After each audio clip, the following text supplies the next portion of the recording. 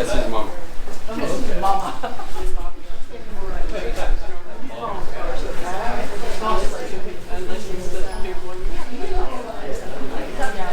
That's not very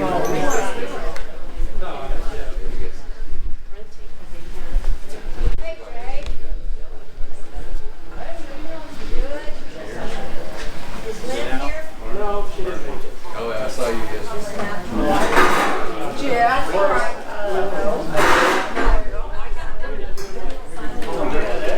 Chair? Oh, man. Sure. Matt, you want a chair? No, I'm good. How you doing? Yeah. Wesley Perkins. Okay. Yeah. Campbell. What's your first name? How are you, sir? My nickname, yeah. How you doing? Good. You live here? I live in Lakeway. Next way, okay. I have a hangar here at the airport. Oh, okay. ABA on. Do I? ABA on. Maybe 24 years. Did you really? Where'd you fly? A4s and RF.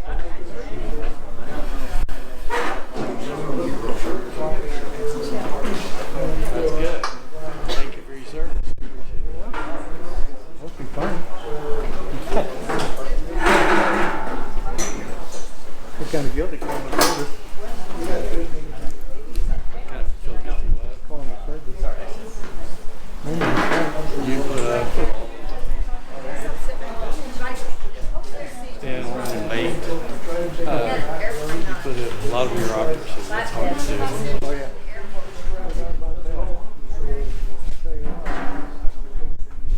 The more I see things on the outside, the more I win the ball.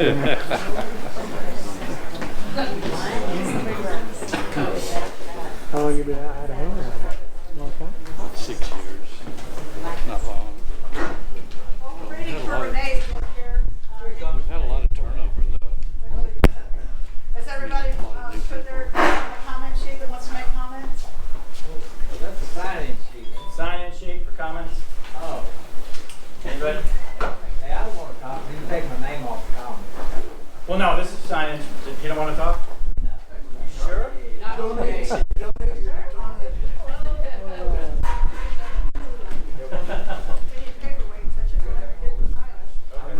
Thank you.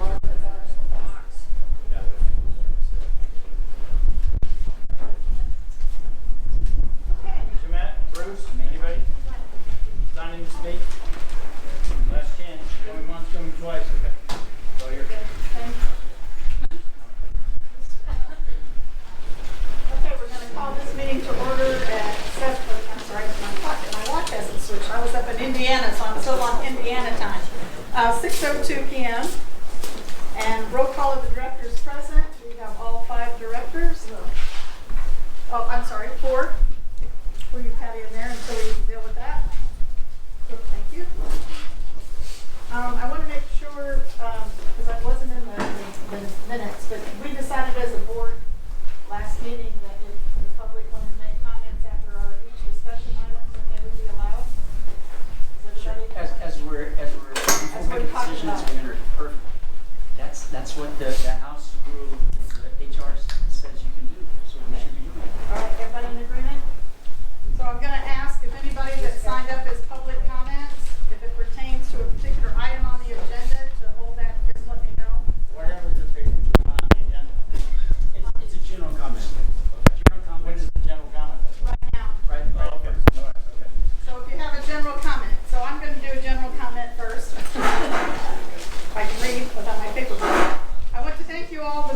for attending this meeting today. I want to apologize for our previous annual board meeting, but as some of you stated, we were 3 new directors that should have never faced the agenda that was presented. My suggestion in the future would be that the annual board meeting only consists of officer election and setting a future board meeting so that new directors can have a chance to catch up to speed. We will do our best today to work through our agenda. We have distributed it as efficiently as possible, and who was making copies of the agenda? All those, Penny? I got everything else to do agenda. Oh, we didn't? All right. Sorry, guys. Miscommunication. I encourage all of you to pay attention to the details presented to you today. Take notes, ask questions, as I know many of you already do. Please stay with us till the end of the meeting. It is important to us that you hear everything that we're going to discuss. So the person, and as I call your name, if it's a general comment, then say so. Bill, would you a general comment? Yes, I would. I'd like to say a general comment. You know, we have these meetings, and one of our chief people here, they never have showed up at any of our meetings, and that's Miss Dana over there. Now, what I would like the people here to be a little more friendly. So when you drive by Miss Dana's house, I want you to honk the horn at least twice, and if you see her, I want you to smile and wave. How many fingers? You better make it 2. But let's be a little more friendly to that lady, and maybe she'll come back to our meeting. Okay, Wesley Perkins, was yours general? Or does it pertain to something on the agenda? Not to my knowledge. Okay. My name is Wesley Perkins, and I own property at 136 Bonanza Circle, so I am a water company member. And I was approached recently by a couple of gentlemen who are interested in buying some land for a business opportunity that they have. And they're looking at multiple things, some not around here, but they were interested in the water company's land that is, there's about 6 acres of it that's west of the land that Dana Martin owns. So it's on Piper Lane, for people that aren't there. Anyway, it's inside the airport confines, and it's 6 acres. It's where the water company used to have their, I guess, a septic field, or I don't know if it was an aeration field, or however they did that, but that was abandoned many years ago, so the property just sat vacant. And so this individual would like to purchase that. And if the board is interested, then I'd like to introduce you to them. At this point, they want to remain anonymous because they're still trying to put together their business deal. So it's really just for you to consider, maybe put on an agenda. Their target time is very quick, and of course it's not asking the board to deviate from any of their normal standards. It would be certainly at a market price. They're not looking for a discounted price, and they know the value of all the lands, and they do own lands in this general area as well. So, but anyway, I'm just saying there's an opportunity to sell that land if the board wants to consider that. Appreciate that, Wesley. We developed a real estate committee at the last board meeting. It's not on today's agenda, but we'll get it added on for the next one. Okay. Thank you. And then so you don't know who might, if the board's interested, I wanted to know who to contact, who to talk to about it. Well, I'm on the real estate committee and more than happy to talk to you, but probably speaking way off the agenda, but I'm more than happy to tell you that we've already gotten started on it. And the first thing is we have to ensure that that property has been remediated first, and that means getting the TCQ to make sure everything has been signed off. We don't have that paperwork right now, and we need to have that. We can't even entertain selling it until we have that. We have some outstanding violations that I put a call into TCQ to find out if those violations have been resolved on that property, where the, as I'm sure you guys know, where the grinder pumps are. So before we can even entertain that, we have to clear that lot and get all sign-offs and make sure we have them from TCQ. I guess dealing with TCQ, you may not have an idea when that might be or how long it will take. You're at, the mercy of the government to ensure that you've gotten all that paperwork. And so they are working on that right now to see if we have checked the boxes on taking down those ponds correctly. So is the board interested in going further then? So you said you're already working on something to get to a sell point or not? We have to make sure that Sure. property, you've got to disclose if there's any issues with TCQ.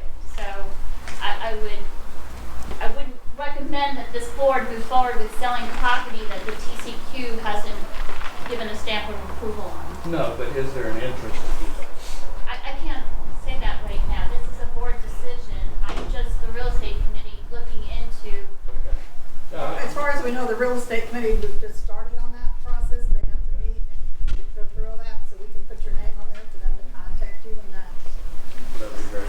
Wouldn't that be a buyer's problem anyways? That they would take that into account, that if there's some remediation that needs to be done, the buyer would end up assuming that as part of the title and it would be part of the purchase price?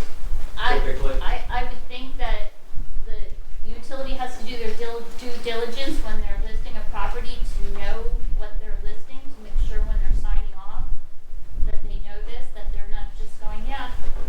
So we have to take the proper steps as a utility to make sure our property has been taken off. It's a requirement when you take these lagoon ponds down that you have all the paperwork done. And we are doing our due diligence to make sure that is done. Thank you.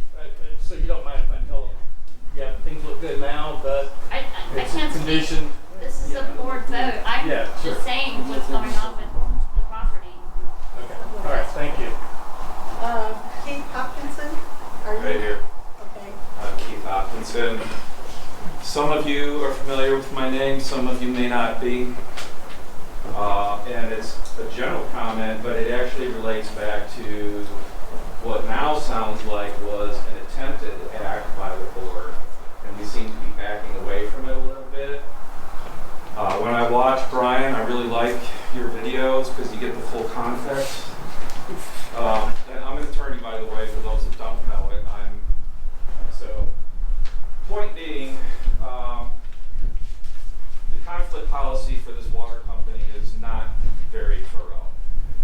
But in general, there are conflict policies that exist as a matter of law or practice, best practices involving directors. And you should not have directors who have a conflict of interest. Wow, thank you. And so what I saw happened, I'm not doing lawyer speak with you. Patty has done a great job as the ratepayer representative for all of you, and she's doggedly pursuing it. Those actions are all still live. For all practical purposes, in courtroom speak, she's a plaintiff. She's a plaintiff against a defendant. The defendant is this company. You cannot be both plaintiff and defendant. Okay, well, whoa. Okay, hang Jeff on. is on a plaintiff form. Hey, no, Yes, he no, is. I'm not talking It's an about, enforcement. ma'am, can I? Plaintiff and defendant is totally different than a complainant. Bottom line, you're setting yourself up for a huge conflict. Patty could be the best board member going, but it will set every decision this board makes as potentially challengeable if she's involved in it. Additionally, she's compromising herself as your representative for the ratepayer side. She has to pick one. She's been doing ratepayer for 4 years. There's nothing that says that when that's all final, all appeals are expired, go be on the board. But do not set yourselves up for, and can somebody donate me their 3 I'll minutes, pass that. please? Thank you. Figured that was going to happen. You can't do it that way. You're setting yourself up for a vicious lawsuit. It is a blatant conflict of interest, And I know that everybody wants to support Patty. I do too. But you guys, you don't even know me. Don't shake your head. You don't. Good grief. Yeah, my gosh. Look, I'm just trying to give all of you a heads up. You've been spending money. You've been bleeding cash. And now you're doing something. You've got like these two warring factions out here. You're setting the groundwork and making it easy for a huge challenge, not just on the fact that she's on the board right now as a plaintiff, but think about the fact that, let's say the ratepayer case goes out and it doesn't quite go ratepayer case way. Then there's going to be a decision about whether to appeal that or not, which means going into district court after the PUC. Well, if the ratepayer is going to be making a decision, well, do I go appeal this? But of course, there's a fiduciary duty here to not waste resources of the corporation. You guys are already teetering on the edge. So you cannot stand in both shoes. That's my only point. And right now, when the board, all of you voted to do this, and I think you didn't realize it's a breach of fiduciary duty for each of you to the corporation. Your duty runs, in this context, you have duties that run to the corporation, and then you have duties that run to the members through the corporation. What has happened here is you have set yourself up for a huge conflict. I would highly suggest you rethink that course of action. Don't put yourself in the position of being that vulnerable. She can still be, rate-paying advisor, throwing things out to the board to make informed business decisions on.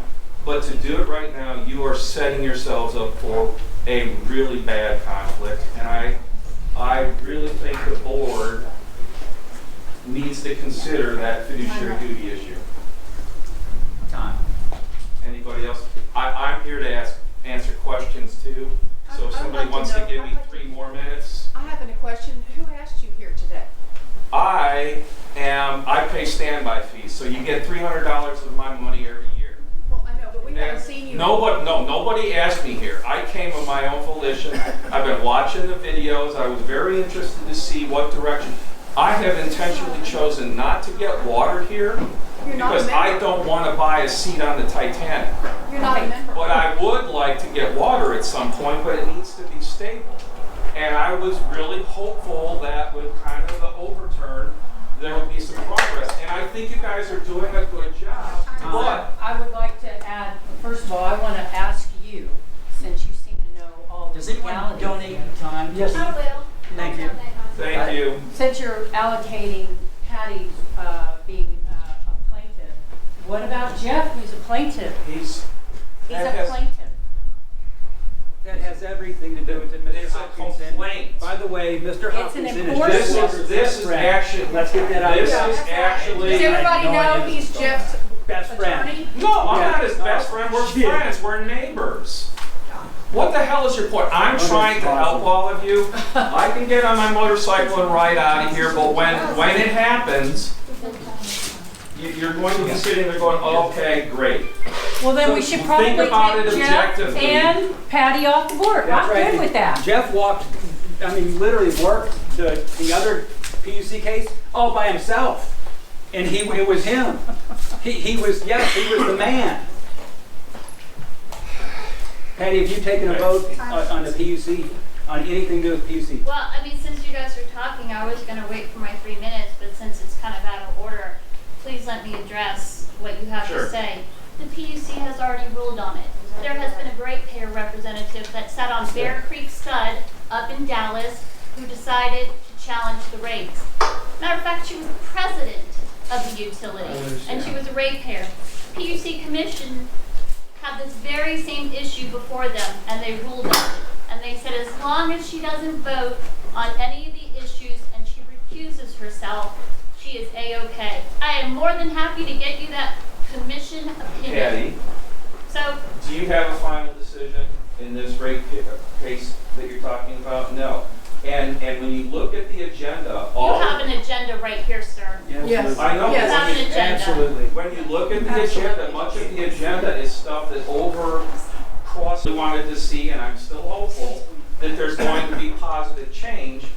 But I came here to tell all of you, I think you're going to step into Too it. much time. Yeah, let's Supposed move to be a on. 3-minute Let's move comment. on. His time is up. Yes, Let's that's move right. on. Time is up. I don't know what this other name is. D. Neeser? Am I saying, Bobby D. I'm sorry? That's Bobby D. Bobby D? The only thing I did was sign in that was here. You don't want to speak, Bobby D. You don't want to speak? You don't want to speak? Bobby Okay. D. I can't follow. Danny? All I wanted to say was, y'all had promised that you were gonna go back to the public speaking the way it was in the past, and I wanted to hold y'all to that. Which we already covered that. Yes. Thank you, Danny. Robert? Is it general comment or we're ready to the menu or the agenda? Sorry. Josie, hold on. Oh, Joe. I got, oh, that says Robert. Who did that? I've heard the name, I better. Yep. I'm like, how do you know? Valentine Deal. That's me. That's still me. I'm still here. I mean, I'm left the room yet. I'm going to sign in twice so everybody knows I was here. Bobby, we know you're here. Tallest man in the room. Okay. Jeez. Okay, Jay, I know who you are. Jay must be her. Yeah, just a general comment about attendance. How are notifications? I still receive no notifications. The only reason I knew about this is on Nextdoor. How are notifications sent out? They're So sent we out, can get more participation. yeah, they're sent out through the water board. So did you call the 800 number with the water board and have Lori update your email address? That's what I don't needs to know. happen. We're a member, but and we have been for 2 years, but I just don't know Well, that's, if others are not receiving any notifications, that's all. Do you receive them? We did not receive it. Yeah, I mean, so if raise a hand says who And didn't they have receive our, it. they have our. Get like one right after the other. Yeah. How do we publish something like that? Get everybody updated email address. Yeah, but that's just here. We're talking about around, yeah, they you know, all have other around. people that are not here because they don't know. Yeah, Well, I did you get an email? I always did not. yeah, all allowed. I had to hear the last one. Go ahead. Yeah, maybe this. Oh, you want, oh, that's right. We'll have Patty next. On our next one, maybe we can send out an updated, fill this out, make sure we got it. I mean, it's a piece of paper, but it's not like, we got a lot of pictures. But I think that's a good idea.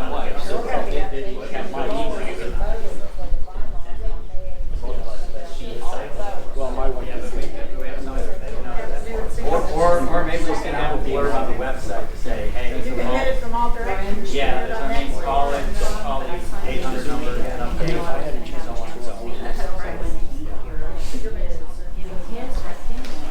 Next up is Patty, general comment. Can we have order, please? Darby? I'm sorry. Patty's up. My 3 minutes. I want to address what happened at the last board meeting. Renee had made a comment of extending to the ratepayers funds to pay for their ratepayer expenses through the water company. And unequivocally, we are not taking a penny from them, from the corporation or from the members. We never asked for it. We don't want it. Those aren't our, that was handed out. That's not our ratepayer cost. And I don't ever want to hear this subject ever again. It's dead on arrival, not to be brought up again. And if anybody needs to see documentation on that, I went to the attorney that was mentioned, and they sent us a letter basically saying there was no money due to that firm by the ratepayers, which is from Griffin and Davis. Josie? Well, my name is Josie, if you don't all know me. I am also a ratepayer. I left the meeting early, so I didn't get wind of what was going on until now. Patty is correct. We are not taking a dime. Never have, never will. Actually, we stood up here to do the right thing by this community. Whether you all know it or not, we haven't asked for anything. We tried to make the rates go down. But at this point, you guys are on your own. Because we've done everything we can possibly do to make this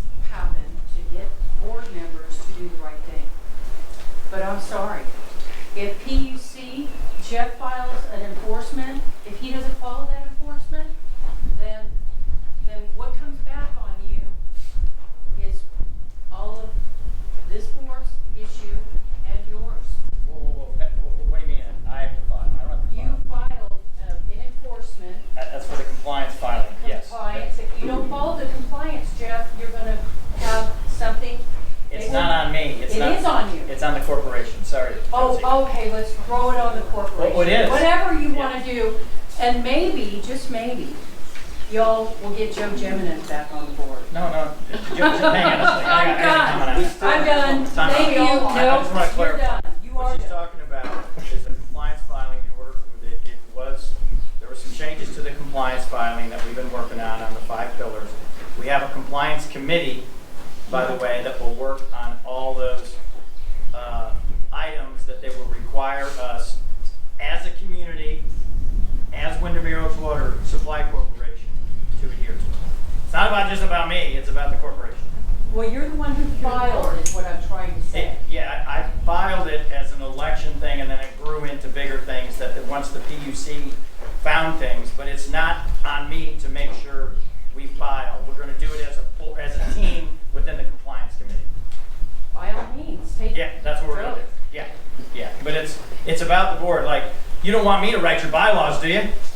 I want Because if that's what you're saying, because one of the pillars is to rewrite the bylaws. You guys want me to rewrite the bylaws? I don't think you did. Jeff, you do what you want to. I really don't can't. care anymore. No, I know, but I'm I saying don't care. that it's a community effort. That's all I wanted to make sure. It's Nothing, not on this me. is all about the board, Right. and you just take it and go, Yeah, well, I don't. because you'll be responsible. Okay. Okay. All right, so number 4 on the agenda is consideration, discussion, and appropriate action pertaining to appointing Patty Plunkard to the vacancy of a board position, Article 8, Director, Item 9, vacancies of the WOWC bylaws vacancy, which was left by Richard Schaefer as of February the 21st.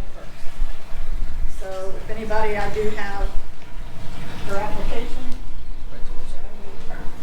Motions? Should I make a motion? We put Patty? I mean, what's the violation? I'm just wondering what the violation is. Well, why are we talking about this? We had a vote at the last meeting. I'm Because it confused. wasn't legitimate, because it wasn't noted that we were filling it according to Article 8, Item 9. I have it. I'm trying to understand where that is in Article 8, Article 9. What's that? Where it says vacancies, I'm on vacancy. Number 9, vacancies. right? It wasn't on the agenda, is the bottom line. So we're trying to cover the bases because we have Joe flat out sent an email in relationship to that. We did not do Okay. it. Which is with the AG, don't forget to say that. Yeah, we didn't, so the other board members didn't get a copy of that. Copy of. Joe's email. What did Joe send? It was just basically stating we needed to correct it on this particular agenda to state that yes, we had elected her as an officer, not as an officer, as a director on the board. Okay, Joe Gemini sent an email? Yes. Okay. Interesting, I'm just curious. I like to get up.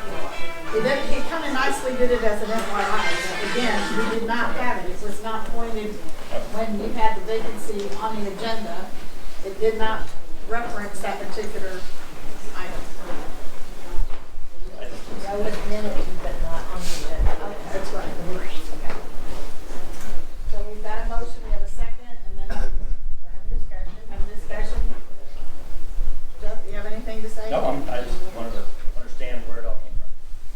Yes. I'll make the second motion to allow Patty to be a director on the board. Any more discussion? No? All those in favor? Aye. Okay, you know, on the board. But I, well, yes, Oh, yeah. I just, Sorry. I can wake you. I keep my papers going on here. All right, so now we're waiting for, we have our, sorry. Running off thing. We have our guest today, presentation by AWR, Tammy, I didn't ask, Haggard? It's Hargett. Hargett, okay. And how? I'm so outdated, I'll turn it over to Tammy. And just to let everybody know, hey, just for everybody to know, these are the service providers. This is the gentleman who founded AWR. They're the ones that have been providing service to us since middle of September. Yeah.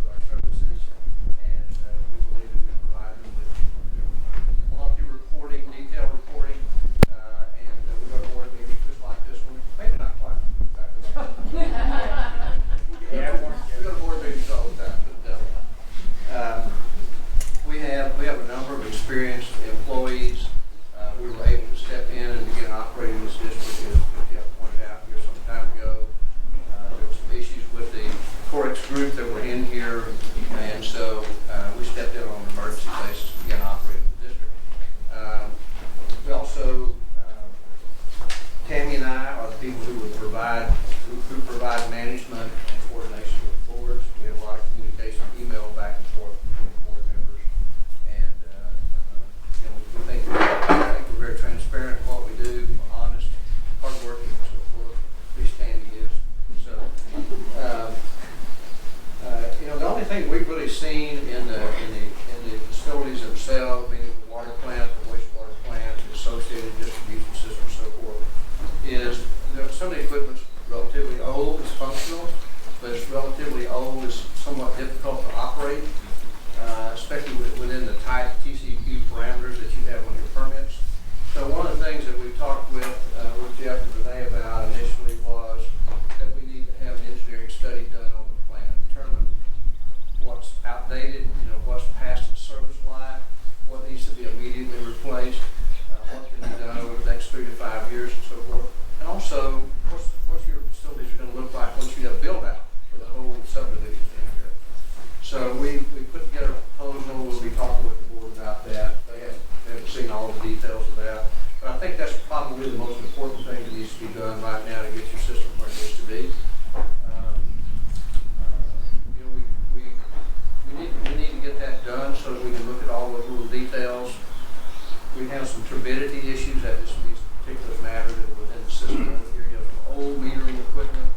There are all these TCQ requirements. You know, so there's some relatively minor things that need to be done, not very expensive to fix.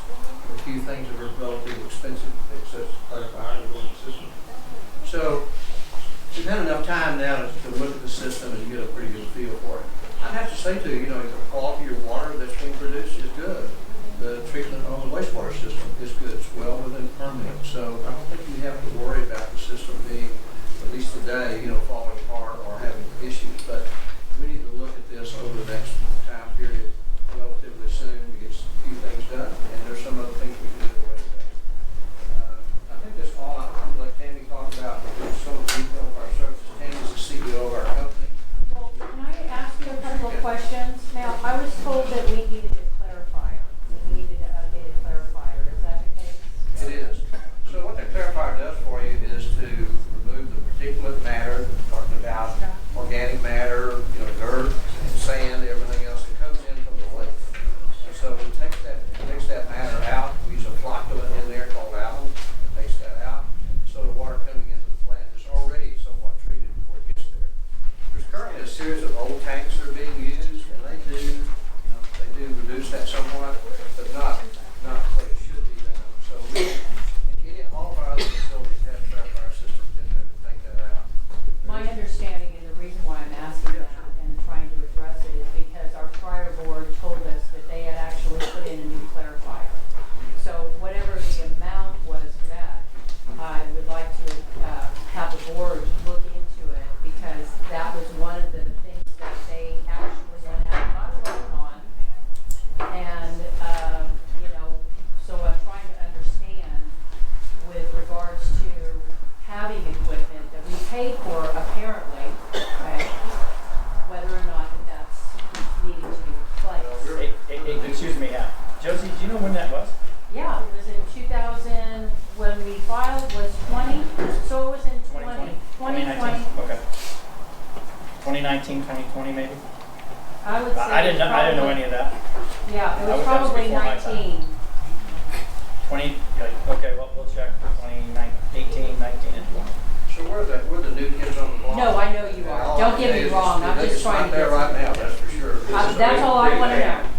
Yeah. Now, one of the things, Josie, I know last fall, there was a motion that was passed by Jeff to sandblast the tank and possibly turn it into a clarifier.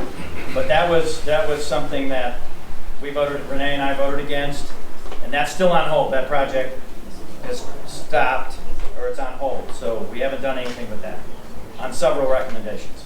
That's fine. Okay. I'm just trying to get some I clarity don't know if here. anybody heard that about clarifier, that he was going to think about changing that old tank into a clarifier. So, yeah. I'm sure it's in the minutes. Yeah, it's totally in the minutes. Was there was a vote on it, but nothing inside that tank has been done. We paid some money to the sandblast guy to get ready, but that's it. But other than that, no additional funds spent. Well, just so you know, we're available to you 24 hours a day, 65 a year. Our people respond anytime, holiday, any other time. So we've done that when the freeze happened out here, all sorts of leaks that we farmed and so forth. So we're here to help you if we can ever do that. You have our information. When you call the emergency number, it will come to our office and we'll get that. We'll do it today. So during the day, it'll go to our office, and during the night, it goes to our dispatch. Yeah, 24-hour dispatch. So we're here for you to help you and keep your water flowing and wastewater treatment. Thank you very much. Thank you. What's the plan if the crib in the channel can no longer reach water? We have a dry summer and 110s and the water goes away. What do we do then? David's going to talk a little bit about the action that helps you. That's the buck. That's the buck. With the CEO. Yeah. But there is an issue with the amount of water in the lake and the depth of the lake and where your intake structure is. You're not the only people in that situation. But there's a chance that LCR is going to go to no more water at some point in time. It's like and Tammy does know. Yeah. How much water's in the tank right now, roughly? 20 feet, I asked today. 20 feet. How tall is the tank? How many gallons? 22. No, you're talking about the tank? The tank, he said the tank. Yeah. You asked for the ground storage tank? How many gallons? It's 20 feet today, and it can go up to 22 feet. So it's full. It's full, and according to our operator, it's about 3 days supply. Thank you. Oh, she has another question. I have one more question. Yes, ma'am. Let's say we did get a new clarifier in 2020. How long does it clarify? What's the life cycle of a clarifier? How long does it last? Yeah, so these are steel tanks, and they typically, if they're painted with, they're sandblasted, painted with epoxy paint and so forth, they're about 15, 18 years before you have to go in and sandblast it again and repaint them. So you want to do that before the coating disappears off that tank, starts rusting. You do that within about a 15, 18-year time No, I'm frame. talking about the clarifier that filters the water. That's right. It'll last about That's 15 to 18 years before it's repainted. Uh-huh. And once you sandblast and repaint it, it's good for another. Okay, so it should last 15 years or so. Yes, ma'am. Okay. So I was just going to talk about the operations side of it. So just to kind of give you just a quick background on AWR. So we do, as you mentioned earlier, we are water sewer operations, but we also do 24/7 repairs. We also do communication, and we also can do billing, and we do billing for a lot of our clients. We have a number of clients that are water supply corporations, just as yourself. We do MUDs, we do WCIDs, and we even have some cities. Our licensed operators, we have a combination of groundwater licensed operators and surface water. And what that does is that allows us to have a variety of water operations. Groundwater is people that are using the wells. So we have districts and water supply corporations that live off the well water. So our groundwater operators manage that. And then our surface water are for companies or clients such as yourself where you're drawing water from the lake, the surface water. We also have several clients that do purchase. They purchase treated water. They don't have the water facilities, so they actually purchase treated water. And then from a wastewater standpoint, we also have a variety of clients and experience in wastewater. So when you take the wastewater and you treat it, that effluent, depending on how that district or that corporation's permit with TCEQ is, we can drip field.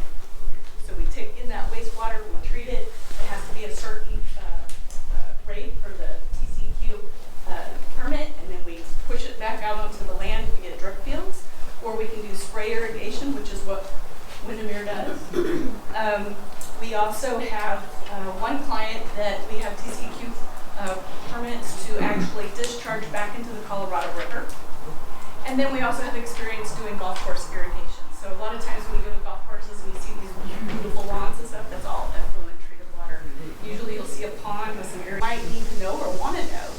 For example, whose responsibility is it? So when something happens, is this the homeowner's responsibility or is it the corporation's responsibility? We've received a few calls already on grinder pumps. My grinder pump's going on, right? Well, in this corporation, the grinder pump is the responsibility of the homeowner. They have to call a licensed plumber to take care of that. If it's on the main water line or the main sewer line, then that's us. So just things, ideas for the future to help with communications. And do you want me to go in real quick on the drought? Yeah, well, one last thing, just talk about how many people are back in the back office. Yeah, at your offices out in DC. Okay, so our office, there's 5 of us in the office. So we're a small family-owned company. But we take our pride on that because we are personal. So 24/7, you're gonna get a phone call. Like if you call, you're gonna get someone to answer. If it's after our hours, we have a dispatch service that will take the call. If it's urgent, they will take your information and they will dispatch it to our operator and our repair tech that's on call for that day. If it's during the day, our folks answer that phone. In fact, if it rings more than twice, everyone freaks out. I mean, even our accountant will pick up if the phone is ringing, you know, and she'll, I mean, even if she says, let me put you on hold for Trish, that's fine, but at least she's answering. Whereas a lot of these other companies, it'll be like, press 1 for this, press 2 for this, press 3 for this, and then we'll get, if it's not urgent, we'll get back to you in 3 days. But that's not how we operate, and so we take good pride with that. So, let me ask, if there's a leak or whatever, how long does it take for the crew to get here? Is it, you said, 620? Oh, this 360 is our main office. That's just where we do the billing, and we take all the customer calls, and we do accounting, the invoicing, and that stuff. We actually have operators and repair tech spread out all around Austin. So our clients are everywhere from Bastrop out to Lago Vista, up to Marble Falls, Spicewood, I mean, in the center of Austin. So we've got people all over the place. And so what we try to do is we try to have operators and repair techs that are, especially operators that are dedicated to their district, if you will, their facilities close by. But the repair tech that's on call, he dispatches and goes if it's an emergency. If he can't get there in time and it's a really big emergency, the operator that's closer, whoever's closer will go. So I have a question. Is there, so the guys or the operator, are they here during the week, like 8 to 5? Are they here just for 2 hours? What does that look like? So that's a really good question. Because of the size of this supply corporation, you are a 7-day ops. So 7 days a week, an operator is out here doing standard operations both at the water plant and at the wastewater plant. Some days it may take X amount of hours, and some days if there's like turbidity is an issue, whenever LCRA lifts that dam, it's all hands on deck. We might be here all day, right? Like into the night. So that causes problems with the turbidity because we don't have that clarifier.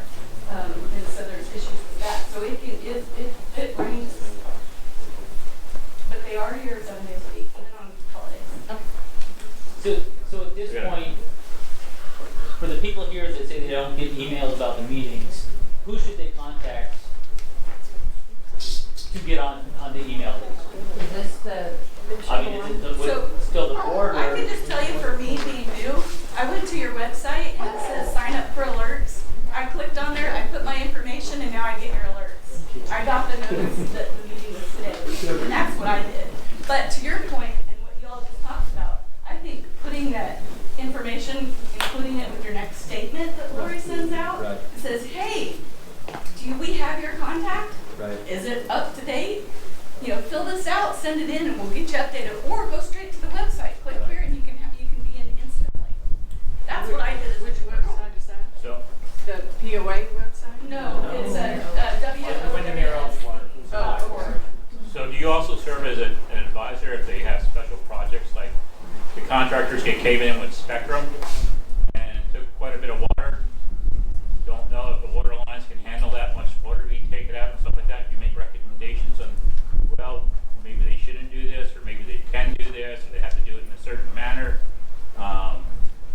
board have to come with you that first? Of course, and let you know what's going on and what is your response to it. If you, I guess you're learning the system and what it can take and what its capacities and the degradation of the lines over the years.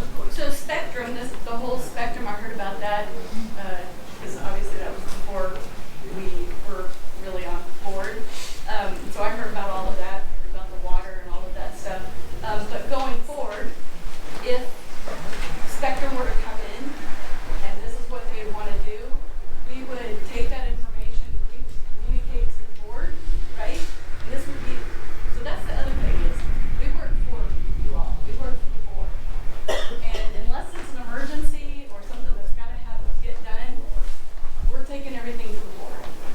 So do you account for water losses then? Like, can you see something that would drastically implicate a breakage is what I'm getting at? Because I had a break behind my house, and if I wouldn't have been walking, I wouldn't have noticed.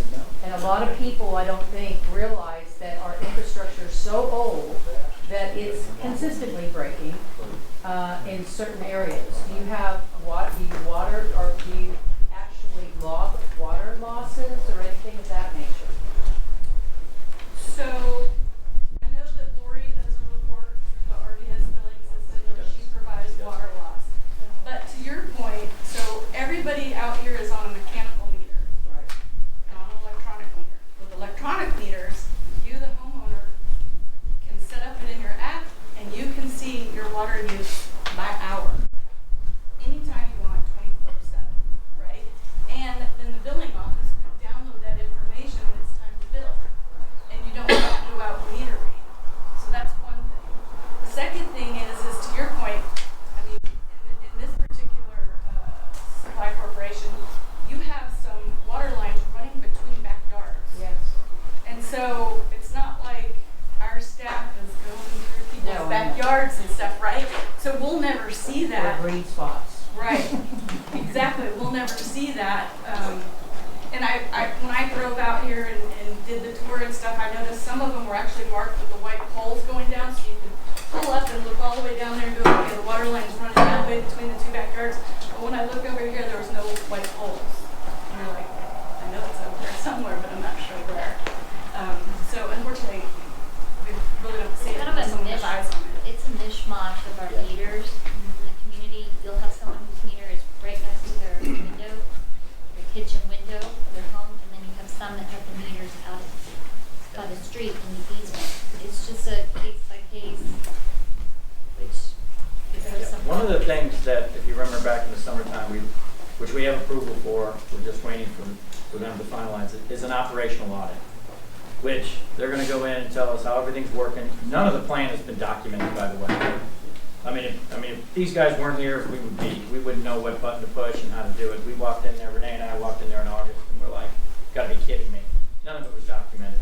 One of the things we've asked them for is a proposal on an operational audit that will give us I think it's 1, 3, and 5 year. Yeah, long term, which would be, hey, one of the things you guys should implement would be smart meters. And here's the benefit of that, which would be to answer Josie's question, hey, am I having a water leak at my house? That would tell you, are you spinning, is your meter spinning? But that's part of this operation audit that we've asked them to kind of put together and come back with a plan so that we can present it to you guys because there is going to take some expenditure on it, so. Yeah, I was just going to say, let's get to the drought real quick so I don't delay anymore. So because of the drought that we're in, so just so you know, we are starting the combined storage levels between Lake Cannon, I wouldn't say Cannon, but Cannon, and Lake Travis are 834,000 acre feet, which is 43% full. LCRA's board meeting just last month, the board approved that said when the lake levels, when the combined storage lake levels drop below 900,000 acre feet, or 45% full, we're going to mandate a once-a-week watering. And that goes for all the firm water customers, which is what you all are, and all the customers that have straws in the lake, if you will, for their irrigation. Everyone's got to go to one. And so because we are already below that 900,000 acre feet, and we're at 42% full, we are all going live May 1st, 1 day a week.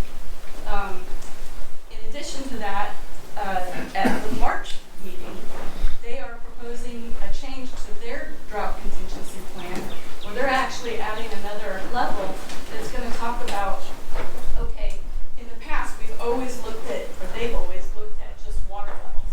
They've never taken into consideration the inflows, right? Last year, the year before, our water levels were lower. But our inflows were some of the worst on record. So now this new level is going to say if the water levels are at this and or the inflow is only 33%, we're going. And so in addition to that, we're talking about after it gets to 600,000 acre feet, it's going to be no watering. There's a $10,000 fine to corporations, water supply, all the districts that don't send this out to the customers and say, if they don't update their drought contingency plan, if they don't communicate that it's got to go to 1 day, it's a $10,000 a day fine. What percent full is 600,000 acre feet? Okay, so I knew someone was going to ask me, but 1 acre feet is equal to 325,851 gallons. So if you take that times the 849,259 acres, that'll tell you. I think I did it the other day. It was like 2 billion gallons. It's actually a foot of. But what percentage? What percentage full is that? If So we're 42. currently only at 42%. 42. So what level would be the no water? No. I just know it's 600 acre feet. Wherever a straw is. I know Lake Travis is only at 39%. Around 35. I would like to ask, I'd like to ask about, you're talking about levels, and I get that, because at some point, that lake, if we don't get rain, we're gonna have to truck water in. So what are we looking at from that standpoint, given last year? It's funny that you say that because Jeff has already talked to me about that. And so it's like, well, you know, there's a lot of water haulers that are approved by TCEQ and they have their hauling license, right? But if they're just getting the water from Lake Travis, what's that going to do us? So where are they going to go to get this? Are they going to go over to Aqua, who's out in the Bastrop area, and getting it from their aquifers? And then you're trucking, and the average, we've been doing some research on this, the average truck is between, 2,000 gallons and 5,000 gallons. You're lucky if you can get like a milk truck that's 7,500 gallons. Do you know how many truckloads that's going to be a day to keep people going? Right? We had them last year, that's why I'm asking. And they were 18-wheelers coming in here. I don't know if anybody saw it, but I did, because they were going by my house. So what are we talking about as price is concerned? So I haven't gotten to the pricing yet. We're just starting to talk about what we're going to do if this happens. Trying to get prepared. Right. Yeah. Now, Josie, that goes back to Bruce's comment about how much water are we storing right there now. We had 3 days, 20 feet. I think it's 108,000 gallon tank. It's around 100,000. I thought that's what I. Yeah. So well, we can push out 100 GPM, 100 gallons per minute. But in your summer peaks, you run around 55 to 68 gallons per minute. And so that's why a 22-foot tank would be about 3 days. Has there been any kind of discussion at LCRA about putting a moratorium on new water permits? Everyone's going back to, so they always, every time they're about to make a change, they ask for comments. Hal and myself, we're all going back and going, what are you doing about this? What are you doing? Because a lot of the firm water customers have a take or pay contract with LCRA. It says if you don't, let's just say you're allowed to use this many gallons in a year, and you only use this many. Well, at the end of the year, you got to cut them a check for the difference, right? Well, now if LCRA says you can only use this much because it's a 1 day or a no day a week, right? Are you going to force these customers to pay that big check at the end of the year? Well, that's what we have. That's the feedback we're giving back to them is that you need to alter that because that's not right. I mean, great, it's good that you're doing the water restrictions, but then you need to alleviate that end of the year check. You know how much our permit, how much we can take out of the lake? What are we at? 59. I've seen your contract. acre feet. What is it? 59. 59 acre feet. Yeah. Okay. Do you guys know where we're coming in on with that? When that guy did that presentation, video presentation, a year and a half ago, this last year it was like around 50, but the years before that we exceeded it like 2 or 3 years in a row. Which we take out.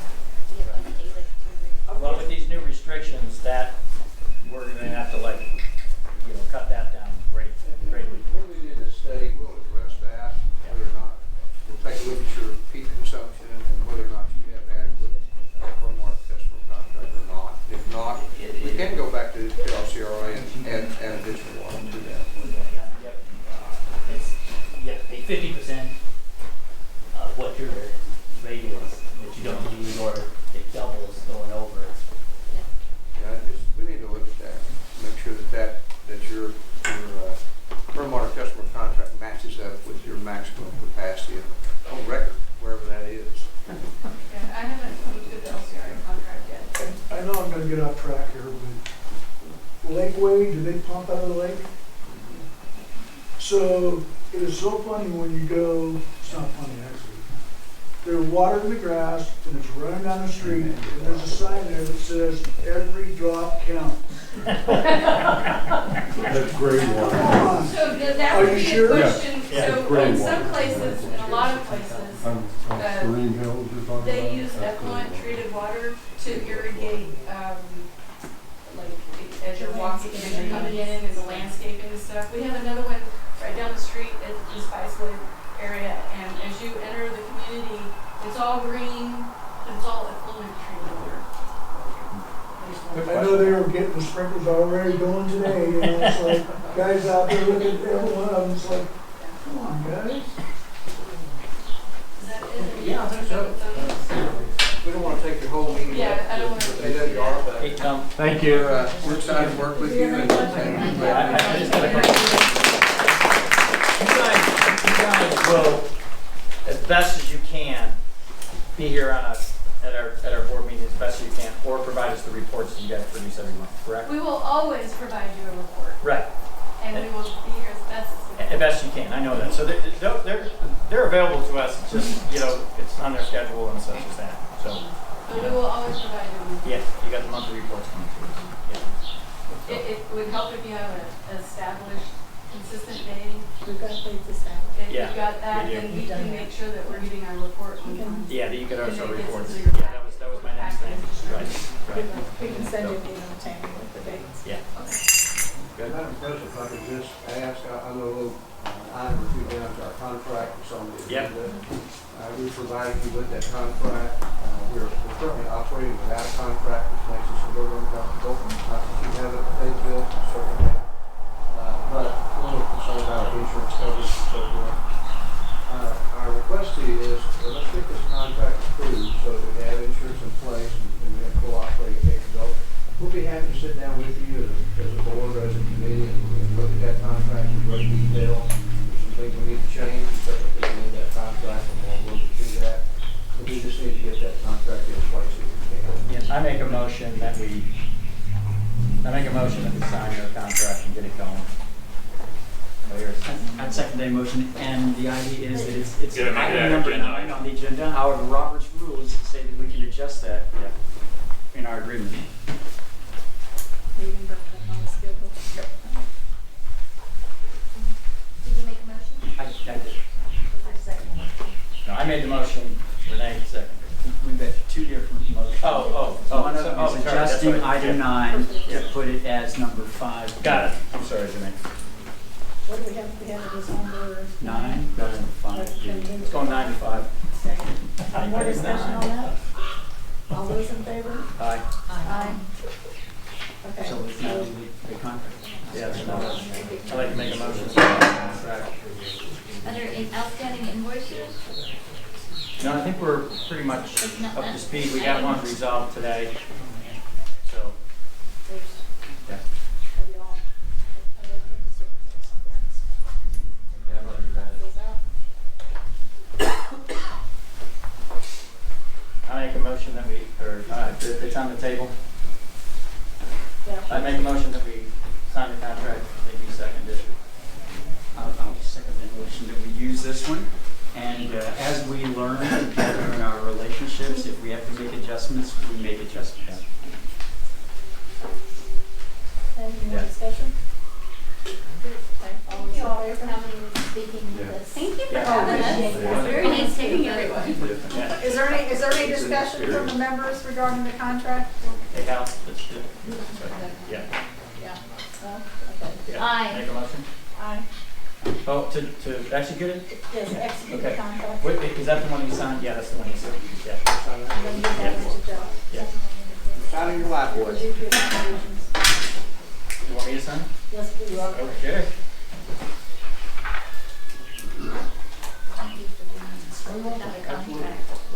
We just stepped into a bit of an emergency and we got things going and now we're pretty comfortable. And again, what we have. Since we've, That means I'll give you a copy of it. Oh, I see. Hey, Hal. I got it for night. Thank you very much. Nice to meet everyone. Thank you very much.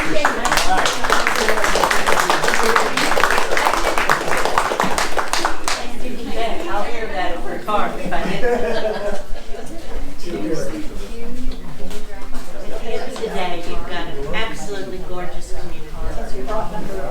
And those of us who live in the concrete world wish we could be out here. I know, It's gorgeous. I live in Lego land. Thank you. Thank you. Seriously. It's nice to meet you. Okay, to me, We probably should. Yeah. How could you send us back a copy? No, I'm gonna have an initial one, we'll have an original. Okay. So there you go.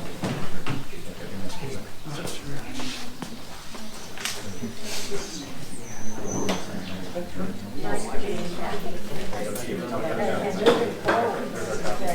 All right. Neither one of them said that I would, but I do. Thank you so much. Thank you. Sorry. That's okay. Y'all know who really. Yeah, we actually see her in the office.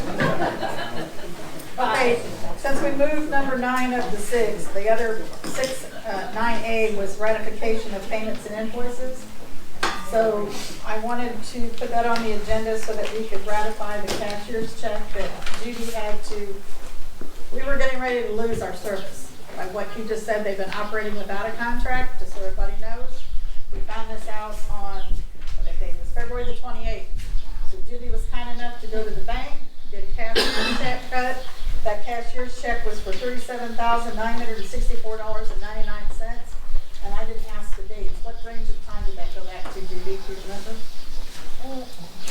Is that for your service? That's what I'm trying to have her check. I didn't ask that when I asked him today. You didn't have to do anything? It was for several, I know it was for several things that George did not pay for when George exited.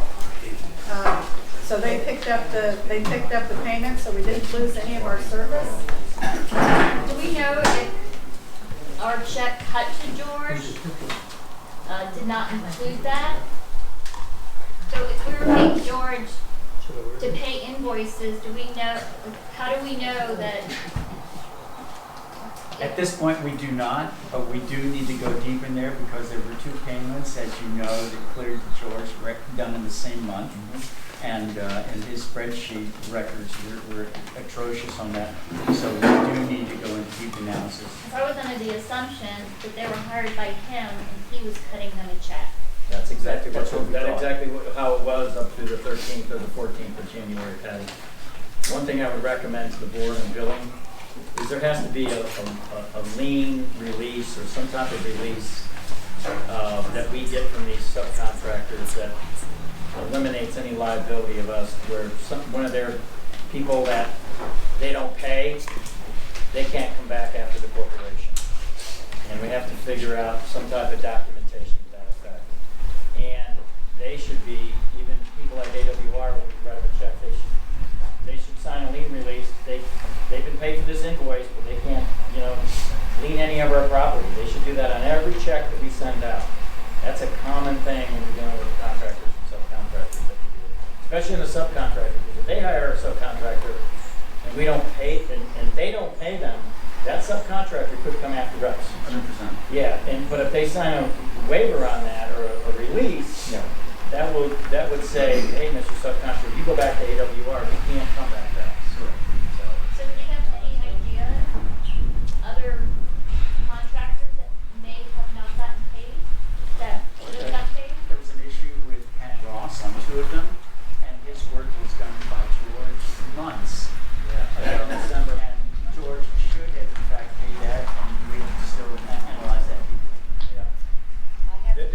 there's no data that they were claiming that George did not pay them. But when George submits his invoices, will we verify them? No, they were going to Rich. They were going to Rich. Yeah. It looks like, Earl, to answer your question, from just glancing at this, it looks like it has needs of January and February items in here. So again, as they're saying, we're gonna have to. Oh, you said that how many, the length of time is the 39,000 covered. The period of time. The invoices for AWR. Yeah, for AWR, the money that we paid in the cashier's check. Yeah, that was for end of December, January through January, and part of February. Yeah. Yep. These were also paid at the same time. AWR said these were items that were done that they asked us to pay. They were our responsibility. Yes. The work was done for Windermere Oaks. Yeah, and I verified all the invoices that they sent us on the last check There's one, that they gave there's us. one for Corex for Yep. $685.56. Yeah, I looked at all of them and I talked directly with Al and Tammy or Tammy. Was this work completed? And they went through a very detailed billing on it. But we still don't know if actually George had anything to do with any part of it. We don't know because George didn't submit it as detailed as what AWR does. AWR's invoices are very, very detailed. Small correction. George produced zero. Yeah, verification. Hey, Renee, was that Pat Ross or Pat Hoss? Ross. He's the one who takes care of the barge maintenance for right now. Okay, so there's 3 checks here. So I have a $849.75 to Aquatech. Yep. I have a $2,099.09 to wastewater transportation services. Yep. Sludge. That's for the sludge. That's for the effluent that comes out of our water plant that builds up. So you get all the muddy water from the thing. The sludge, and then they haul it off. No, not that sludge. Well, that's another one. The waste plant has sludge, but all the sediments that you see, and that's what the clarifier does. All those sediments drop to the bottom of the clarifier, and the clarifier has a big trough on it. And then you can go in there and clean the trough out. We don't have one of those. I'll check with that, but I don't think we have one of those according to George and according to those two. We do not have a true clarifier. We have a made up one. So that's a problem. And then the third check is for $685.56 to Corex. So going forward, is AWR going to be paying these, or we're paying? Yeah, going forward, since they subbed those out, they will be paying those. So can I have a vote on the board that we ratify all the $39,000 in these 3 checks? Yep. A motion? I so moved. And I second the motion. All those in favor? Aye. Aye. Good. There you go. Beautiful. Okay, so get back on our agenda here. Approval of board minutes. Hey, Julie, just one thing. I think one of the things that we're struggling with is I think we got to figure out where are our invoices going. Because right now, some go there, I'm pointing to the plant, some go to the P.O. box. And I think to help the treasurer out, I think we need to decide or provide some direction. Should they all go to the P.O. box, and that's where everything goes, because, and then who's going to go get them? Because right now, that's some of the reasons why we're behind on billings or payments, because they're in all different places, plus we're trying to catch up from the chaos of 45 days ago, 60 days ago. So I know Judy said something to me earlier where we have a box over here. yeah, that's what I meant to say. We have a box over here. We also have the attic. Do we get anything at 424? No, that's where it goes. That's where it goes. But we have a PO box. Oh, And the spice with post Post office. Yeah, we have a PO box. So I think we should provide some direction to send a notice out to all of our vendors. Either go to the PO box or go here. I think it needs to go to one place. Yeah. Anybody motion? No, I'm not motion. Is I'm just Lori saying. getting any at her house? No. Are things being emailed, invoices? Some of them are. So we're taking care of it. I mean, I think Judy's taking care of that. But one of the things is we got addresses that have PO box, and we got addresses here. What Lori did is she got the mail. George used to pick up the mail, and they handled it. She told me she has never done accounts payable. She did not pay George's stuff. He did it himself. Yeah. However, I know, Bowen did pay them. However, she She has been picking up the mail and scanning and sending them by email right now. We should not have this many. Once these get cleaned up, I think I have 11 checks that I need for people that have done work here, and I've called them to see if they've been paid. And that's very serious when people have worked and they're not being paid out here at Windermere. We'll have to clean it up, and when we go forward, we'll be in our own work and our own business. Yeah. And we'll know. Otherwise, we're going to have to go. So I'm confused because I thought, I mean, correct me if I'm wrong, I thought Renee, you had mentioned like Lori was using QuickBooks and paying from QuickBooks. And that's how payments were being done. Sometimes. We have that ability on the online one. It could be done there, but Tim Norton and crew, they had access to the local copy of QuickBooks that we had. It was just on a regular computer in the office, no backup at all. Now we're online, so we've got perpetual backup on it. But what Tim Norton and crew, they were printing from QuickBooks blank checks. And then those blank checks, they were in fact, just like a bank would do, they were in fact typing those out. And so there were a number of places where checks which had been signed, which had been typed out for payment were left in copiers or overcopied and things like that. It was really crazy. So Lori was not using QuickBooks to generate them. We want to do that in the future. So the QuickBooks Online has direct link into our First Federal, and then everyone gets a record there on the statements at First United.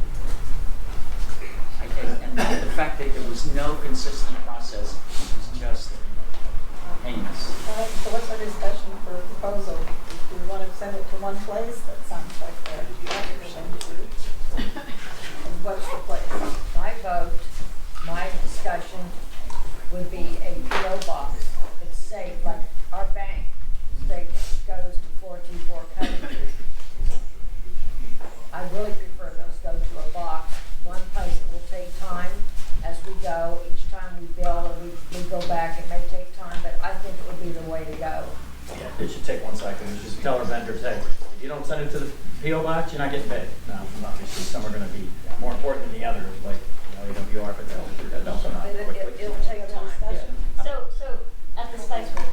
Yes, Spicewood Airport. Well, so Or Spicewood CO. I would recommend though that we need to get it rekeyed because I know that. We did. I paid Yeah. for that. And I had to submit expenses because we had no access to the cash, but I paid for those, all of them to be immediately rekeyed. Is that the office too down there? No, the rekeying of the office has not happened. There's been a collection of those keys, and you've seen those now. The important one was rekeying of the post office box. What about this box out here that takes payments? That's what we're talking about doing away with.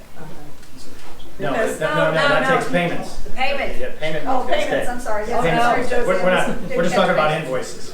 Well, we want our bills sent and our bank statement. Yeah, have you ever seen when they deliver mail, they open up the whole panel at one time, so there's exposure for everybody that has mail sitting in there at that point. So is there a motion to move to a PO box in Spicewood? Motion. We make the primary and the original place for all the contracts. For everything to go to one place? Yep. Yep, I agree. Yep. I second the motion. All those in favor? Aye. Aye. So Judy, will you take care of making that happen? As we go, we'll start immediately. It's box 610, in Spicewood. I had to learn that. Okay. Not as good as numbers. No, she was talking to me back there. You too. Anyway, and then you can do the piece and as you pay the bills, you could just draft up a memo basically saying we have a new address change, please make the address with the next bill. And just a quick note, when I was calling today again about a bill, and I said something about Mr. Burris, they didn't know he was not associated with Sycamore. So, I may have to, let people know if I speak with them that he is not. So there's no privileges, no. In case somebody might call. Mail, yeah. Right. Since we're talking about invoices, Should we go ahead and bring up for our invoices, item 15, up to the discussion we're having right now? Sure. Everybody in agreement on that? I move that we adjust the agenda for the invoices now to get addressed since we're all on the same subject. Second. Thank you. All those in favor? Aye. Judy, I asked you to do a spreadsheet. Yep, I got the one page, I need a better pen. It's in. It's yours, it's in there. At least the wind died. I held on to these because it's so windy.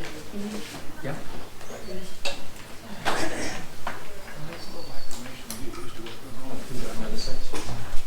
These are, well, that's the minute. It's in there. That's her. It's in the packet, like second document down. Second packet. I could have broken this up, it's so windy. Thank you for flipping them. Okay. If you will refer to the spreadsheet that Julie so kindly said, this will be a good way to organize. It shows bills that come that are ACH, they're automatically done. And that's been, it appears to be done a long time. As we go, I'll be researching those, like there's like 5 or 6 for Fertility Electric, that company, but one's for the lift station, one's for the grinder thing, and each bill does show the address. And so those are paid automatically. These are the ones that I don't have to pay manually. And it would be nice going forward that you put in whatever the monthly amounts are next to the ACH. Right. Yep. So you know what each of them are. So the ones that we need to look at as far as approving for the checks. If I may, it's a small point. Look to the second page here. Okay, because we collaborated on this. Okay. Oh, The you got all of that. second line at the top says it's from the January 2024 statement. The next page is from the February 2024 statement. Okay. And the one that was posted at the top is the one that will be closing for this month, but we only get that statement early in April. So your point is exactly right. So look to the one from January, and this is what you'll see in the future.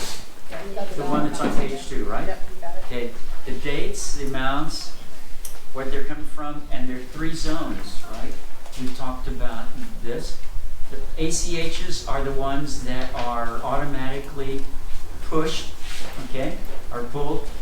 The next zone is zone 2. Those are ones that are individually paid by check. That's before the board has their meeting. That's the history of what those were. And then the zone 3, when everything gets smooth, that will be the zone where there are invoices that need discussion, that we discuss those in great detail so the board knows to get to. All of the zone 1 and the zone 2 items, first zone 1, every one of those needs to have in our minutes the fact that we agree that it's right for these to be on automatic clearinghouse payments, okay? And that needs to be, that will be a small addition that we put on the minutes, which is great. Because up to now, that information and that record's never been discussed in any board or put in any minutes. So that's number 1. The next 2 are the ones, typically is what happens is when a budget is approved for repetitive items that, again, would happen from time to time, but not every month. Those are the ones that the treasurer is already pre-authorized based on the authorization from the board to make that payment. We're always keeping 2-party separation of duties, which is generally subject county group. And the last zone is the ones that we really have to discuss in great detail. We don't have anything in that spot right now. Yeah, exactly. Well, exactly. We're in the catch-up right now. So which one do we catch I up would on? like to make a recommendation to add AWR's monthly service items to the AC. 11,000 number right there. 11,750. That's a fixed fee, we pay it all the time. That means we don't ever get them behind. Because that would be, I mean, there are They're out here every day, they're providing us the water, clean water. Right, it's a contract. Let's keep them happy. It's set, and then if there is extra work. It's then extra would go we'll down to go zone with 2. that. You know, zone 2 or zone 3. Yeah. Yeah. I think that's an excellent suggestion. Yeah, so I just say we put the ACH on there, and they're okay with it. I said, do you guys mind if you pay it that way? They were like, fine. You know, so, yeah, exactly. They're getting their monthly stipend each time. That's fixed in the contract, and then anything above and beyond that, supplies, equipment, water breaks, those get billed individually on a detail bill. That would fall into zone 2. Any motion on Yep. that one? You so move. I'll second. Okay, there you go. Great. Any other discussion? All those in favor? Actually, we can thank Renee. He set the sheet up, but I populated Yeah, it. I sat nicely there- done. I mean, he I had think the this is the grid. first time we've ever had anything like this. What was our long talk to Indy, wasn't it? Yeah. You know, I was on the phone First for a time long we've ever had something like Yeah, this. thank you, Julie, for the suggestion. If anybody wants to see this is pretty good. Yeah. Fine. Anybody want to pass it? I'll let you wait. Yeah. If anybody wants to look at this, finally we know what we're spending money on. And he set it up so Thank you. I can go each week. Yeah, thank you.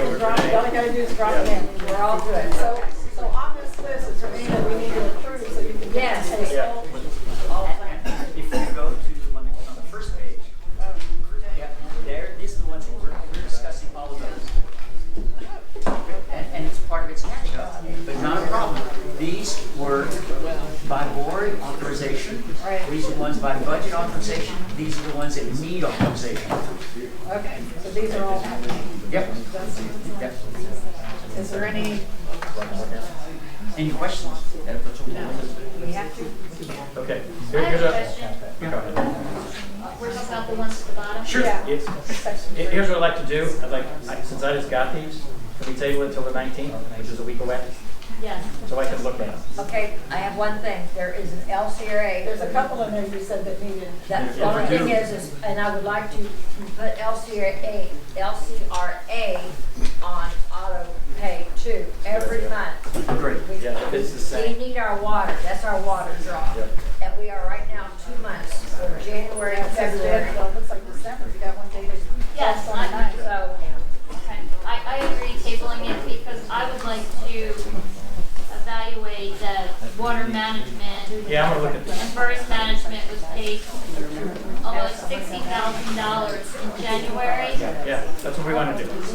We're with you. Exactly. But you're right. So we'll move those to the 19th. But 2 of them need to be green for go right now. Yeah, this is one of them. One of them is the LCRA, which is a standard fee. Well, it looks like their fee varies. Did they hit us with the late fee? we are being hit with late fees. I could not access, there's a user and password, which I don't have. So I was trying to find ways. They said I could pay my bill at HEB, but they only take debit, credit, or cash. Or S&H green stamps. Yes, I actually tried to find out. I spent time to, I know I can pay it. I didn't have much cash. So we need to set it up. And we can send a check. No. But Send a check to cash it out. I voted to. Yeah, let's play that one. I think we should vote to pay the LCRA. Now, the point you're making, your question is really valid. On these ACHs, those values will move, okay? But the idea is that it's history, just like, for instance, the CoBank loan payment. It's moving by pennies. Yeah, I was one gonna month say, to it's the not other. gonna move a whole lot once That's you right. set up an ACH. And the other ones will move for the ACHs, but that's more work than needs to happen, because we know that those need to be paid. When we see it reported here, this is important for the board, when we see something that's strangely out of place, that's when we question it. There's actually 2 of Second them. to the motion to approve the LCRA to ACH. Second. All those in favor? Aye. Aye. okay, I just have to get a hold of them. They always want me just to email. Now, didn't you tell me the other one that needed paid was this Pat Ross. Pat Ross? Yeah. There are 2. Yeah, I verified the work that he did with the AWR team How often does he do this work? as needed. This was about I see him. cleaning out for the, he's pretty I've seen detailed. this stuff Yeah. before. It was about cleaning out the screens for the zebra mussels and the, So it all depends on what it's needed every time. Yep. And is there anybody with AWR that can do this work? We're working on that. They have somebody in there trying to get them to do it. The ones, their guy is down a little farther down on Lake. The good thing about us, we have a boat, so they can dispatch. The problem is, you gotta take the boat from here, take it down to a marina. It's gotta take it in and out. Well, you can't, you gotta find a place that you can launch the boat in. That's the Right. problem with having a boat. Danny from AWR asked us to please pay this Yep. because it has to do, and if Pat Ross decides, if we get an emergency, we rely on him and his boat with a crane to get us out to the barge, otherwise we're sunk. Yeah. So I think we need to Not pay the barge, this. but we- Wait, oh, that's terrible. So, Yeah. Well, I definitely agree we need to look at somebody else, and I know his charges are, I dealt with that on the They, video. AWR has used him in the past. They think he's reasonable, he's a little high, but they have another guy, and they're trying to move him from down lake if he would drive all the way up here. The problem is our boat sits in our thing, and then where do you take the boat to launch? Right, Because he's got to work from a boat. right. Okay, so we need a motion to get these two paid. I make a motion, we pay the Pat Ross one and only the Pat Ross. Second. All those in favor? the two Pat Ross. The two Pat So two Pat Ross. Okay, everything else can wait till the next meeting? One more comment, one more thing. Lori Cantrell was not paid January, and she just billed February. We have done a lot of work, and billing brings us money. So I kind of wonder, she's held out, I would have a difficult time for her 2 months without payment. It's a small, it's your own business, so I'm a little worried about that one. That point's good. I'll make a motion as well, that since we know Laura's work, that not be moved to the 19th meeting, but now. Is there any? Yes, there's 2 of them, and her contract. If you want to move to something else, let's just take a look at this. Take a look at that, okay. Is there anything else on the invoices, or we sidestep, we can go look at the minutes? Those are the 3 zones I think that we. Okay, well, let's look at the minutes. I have corrections for the minutes. Anybody else read through theirs? For the minutes of the annual board meeting? You know what, and I could see errors later. This is my first go at the minutes. I will get better. I sent them out in the last couple of days and asked for any comments or corrections. Is there a way we can table this, we can do these on the 19th? Would that be soon enough? Because I'd rather. Be fine, there's corrections. Yeah. Oh, corrections, she did. Judy didn't know how to spell my last name, so I'm kind of a little picky. That was to see if you read it. That was to see if I read it, right, Scott? All right. And I did put all the dates on there. There was dates that we did submit last second page. There were dates that we did do for the meetings. Thank you for doing your due diligence. This is what I need because, we do work together and I want them correct. They will be posted when we get finished, so I'm in you here. All right, so we tabled, Judy, are you ready with the treasurer's report at all? okay. Sure. So we're going to table the minutes till everyone gets a good chance to look at them. You can handle those corrections. Okay. That was the minutes. Now the treasurer's report, which is that was part of this with the invoice. That was part of my treasurer's report. That's budget. What I have to say about the treasurer's report, this is my 12th business day since coming in office. When I came in, I didn't even know the account number. And we've got signatures. We're up and going with First United Bank. I will say I look forward to a later time when we can get a different bank. It's been very, very difficult, and I'm not the only director that has struggled. We will talk about that later. But I can see I can get online now, and I can do online bill pay. As far as CoBank, which that's on the back burner for now because we didn't need it immediately. I've spoken with them. I've got forms, we can add our directors to it, but right now, And I've been watching it. It can, you can see that it's in good shape. No one can make changes on it. It's just kind of riding for right now. Anything else? Okay. We have 24 financials. Do you have anything to that? Is that part of it?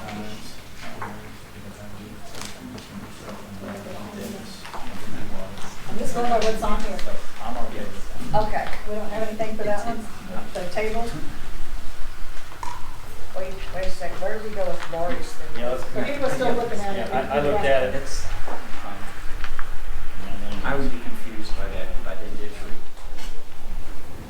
Like 2024 financials, do you want, is that? I is think that that's the just, I think that month- probably we're, month- maybe we were talking about the budget, when we all put part of this together. That's exactly what it is. So we the just budget need is to right cross there. that, yeah, because budget's the next Okay, one. that's what we're talking about. We need to cross that one off. Well, no, it's fine. So Well, now I we're gonna understand. consider it as number 8. We're gonna be talking, yes, is that's the item about this Yeah, budget. so I think, are we ready to backtrack to Lori? Right, because I spoke with her, and she actually wanted me to see if I could write a check tonight and put it in the Dropbox. I will take care of it, but she did some special work for Renee and So we owe her approximately it's like about $5,000. there's the tape, and, well, she's done a lot of work.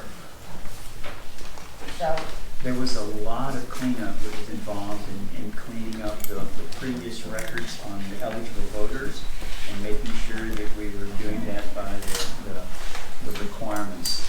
The 30 days before and the 2 days before. Yep. What is that, Davis? Jeff, what did you write on here? You said Davis Oh, something? yeah, that was to review their buy-in fees and all their billing for Elise Davis, who's hanging over there where they share a grinder pump. Okay. But I wanted to make sure that they paid their, Yeah, she's looking up there. yeah, I wanted to make sure that they paid their buy-in fees. To hang over there. Yes. They paid their buy-in fees. So is that a motion? I made a motion. Anybody want to see I'll the second budget? that. All those in favor? Copy of the budget? Aye. okay. Anything else on the invoices we're done? Contact. We're done with the invoices that you have to have done right now? That would be the immediate. Okay, now we're ready for the budget? Okay, we have consideration, discussion, and appropriate action pertaining to the 24 budget. Are the girls passing them out to the membership? Anybody want a copy of the budget? Everybody's out there? I do. Please, for your second. I'm just gonna, can I, Jeff, you got yours in front of you? Copy of the budget? Has everybody got a copy out there?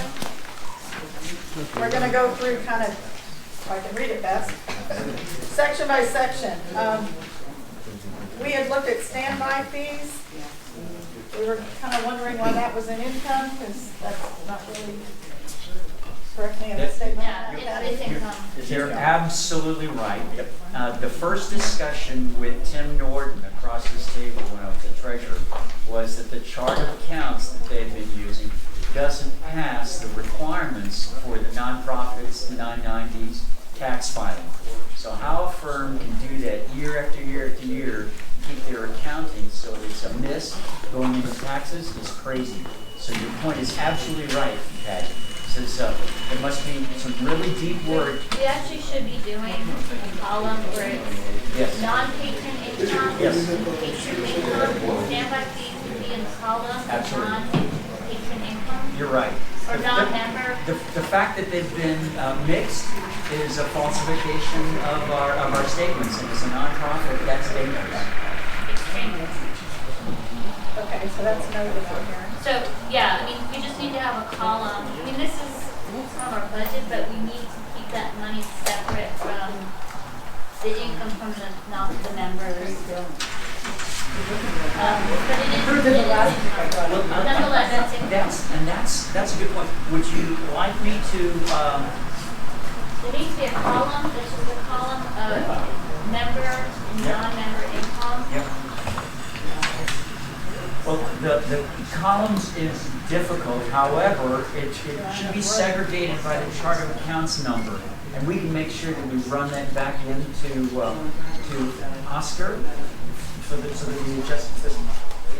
You're exactly right. So it's the standby income needs to be kept segregated, both in what we expect for budget and for accruals.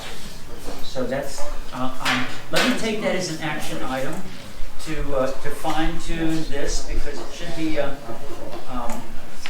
separate horizontal line that's clearly segregated and not combined with the other operating incomes. Okay, coming down to the second, I'm just gonna go by sections. The second section says 375,000. Anybody have any discussion on that one? Well, I was gonna ask you guys how you determined that, but I ran the numbers and my numbers came out very close to that. Close. So I don't have any questions. That was a complicated model to me. Okay. I'm sure for you too. The next section is late charges, water and sewer. We've got 7,000 there. Any discussion on that one? Well, I'm hoping that the income's not that high, because our rates are coming down. And I'm hoping that people are gonna be able to pay their rates on time, or their bills on time. I think that over the past couple of years, we've had so much revenue from late fees is because people were managing what bill to pay, and sometimes the water was a late paid bill, so. I'm sure that's a factor. One of the things that people that are slow paying their big bills are also slow paying their little bills at times. So I think it's going to be a mixed case, but your point is well taken. Well, back in 22, it was 5,000 even back there. But that's a budget. See, the two columns. Yeah, 22, there's budget actual. 23, budget actual. And 24 is based on the history of what was budgets and the previous actuals. Right, I see that. But I'm just saying, to the point that Patty made about people should be able to pay their bills, maybe we need to bring that number down a little. Well, what's interesting is in 22, the late charges were 9,000. 23, they've gone to 7,100. Right. And so I just based on previous practices, that's where I just did the swag across. Okay. Any other discussion on that one? Yeah. No. Okay. Membership fees, water and sewer. This one here shouldn't be in income, it should be in a reserve, because basically you can't touch that money. I absolutely agree with you. So we should have parentheses around that, because that's actually that's supposed to be. It's a liability. Yeah. And so They've done it come and go. Yeah, you're right. It's to combine it, it's absolutely wrong. So membership, yeah. But I do have questions on how that was determined, that 6,000. Because I was just kind of crunching the numbers. I mean, I guess I'll get ahead. I was looking at membership fees, membership transfer fees, equity buy-in fees. Yep. And so I was looking at the numbers, trying to see, okay, how many people are tying in, how many people are buying a new home, how many people are transferring, like trying to make sense of all of that. And it just seemed like the numbers were a little off. Like the equity buy-in fee, that one really should only be half, that should be 30,000. So yeah, there's only one equity buy-in fee, and it's 4,600. So they charge that for water and sewer. I think this has a water equity buy-in fee for water and sewer separately, bringing in $60,000 in revenue when really it would be half of that. That's a big mistake. So that revenue should be That's a big mistake. That's a big mistake. So it should be down to 30. Yep. Are we going to discuss enhancing our buy-in fees? Well, so I guess we can talk to that when we get to the compliance filings. Yeah, we need to totally get on that. Okay. So yeah, okay. So now we're down to water taps. Why do we have, I've got a note here that equals 23 taps, that means new taps. What are we thinking where those are going to come from? Jeff, anybody can look at these numbers? When you say 23 taps. Well, I divided, currently a tap is $862.50. And that's per sure if you get per water or per sewer. So I end up, when I had to take 20,000 and divide it by 862, I'm getting 23 tabs. Okay. What I'm looking at is the fact that in 23, the bookkeeping as a postings They did 21. was 21,000. And yet in 22, the actuals were at 8,000. 8,000. And the estimates for budget for 22 were higher than actuals. And in 23 they were less. So we see that there's a lot of variation in the back and forth. So that's the reason why I just did a swag at that point. Because it's hard to analytically be projecting something in the future. Right, but I still think it's kind of high because you don't even have any new builds even coming in, like in the POA side at all, but you know something's going on that. Okay. Airport. Chip's got two of them. Okay. Based on your number. In here or out there? Doesn't matter. Oh, In this year. and that's your. Yeah, in the next 6 months, in the Okay. next 3 months. Okay, well, like I said, even if I take 23 and divide it in half. So what number do you expect it should be? Well, we have, so it comes out to 11.6 taps based on that. And then, so then you look at the equity buy. I mean, anybody that's getting a tap, I'm assuming they're getting a tap because they're building. Yeah. It's a new tap it in. Yeah. But when you look at the equity buy-in fee and you look at what that's generating, what we have, that equity buy-in fee is crunching the numbers, it's like 6 new builds. So your equity buy-in fee and your tap fees are kind of off. It should be the same. And they should really match. Yeah, we should, I think we should just set a target, and that's what we're hoping for. I think it's hard to predict how many are going to be out there. I would With say. Windermere, with Windermere, you can do it. Sure. So how do you know? Because you don't know if they're going to build, like I'm saying, I think it has to be a swag between, my best guess would be between 6 and 9 this year. I would be comfortable with that. Yeah, 6 is what we got to decide which one it is to put in our budget. Well, let's use a number of 8 for I both. think the building is going to be more I know, generated. I'll guarantee you the 2 right airport. now. Yeah, I'll guarantee you 2 right now. 6, 9, either or. But I would adjust those numbers. Yes. Or 9. Yeah. Yeah, if you start at 9, guaranteed 2, so you only got you got You've got 7. something going on. And, You got 7 to make up. all right, I'll go with that. You sell some tabs, people. I just sold 2, for God's sake. Okay, I don't have any questions. I've been kind of coming on down the sheet. When somebody has questions, stop me. I didn't have a question until we did. Cost of goods, is that cost of goods? Cost of goods, removal, water and sewer. Oh, wait a second, wait a second. Is there anything before that? The regulatory fees, assessed fees. Okay. I mean, you guys know differently.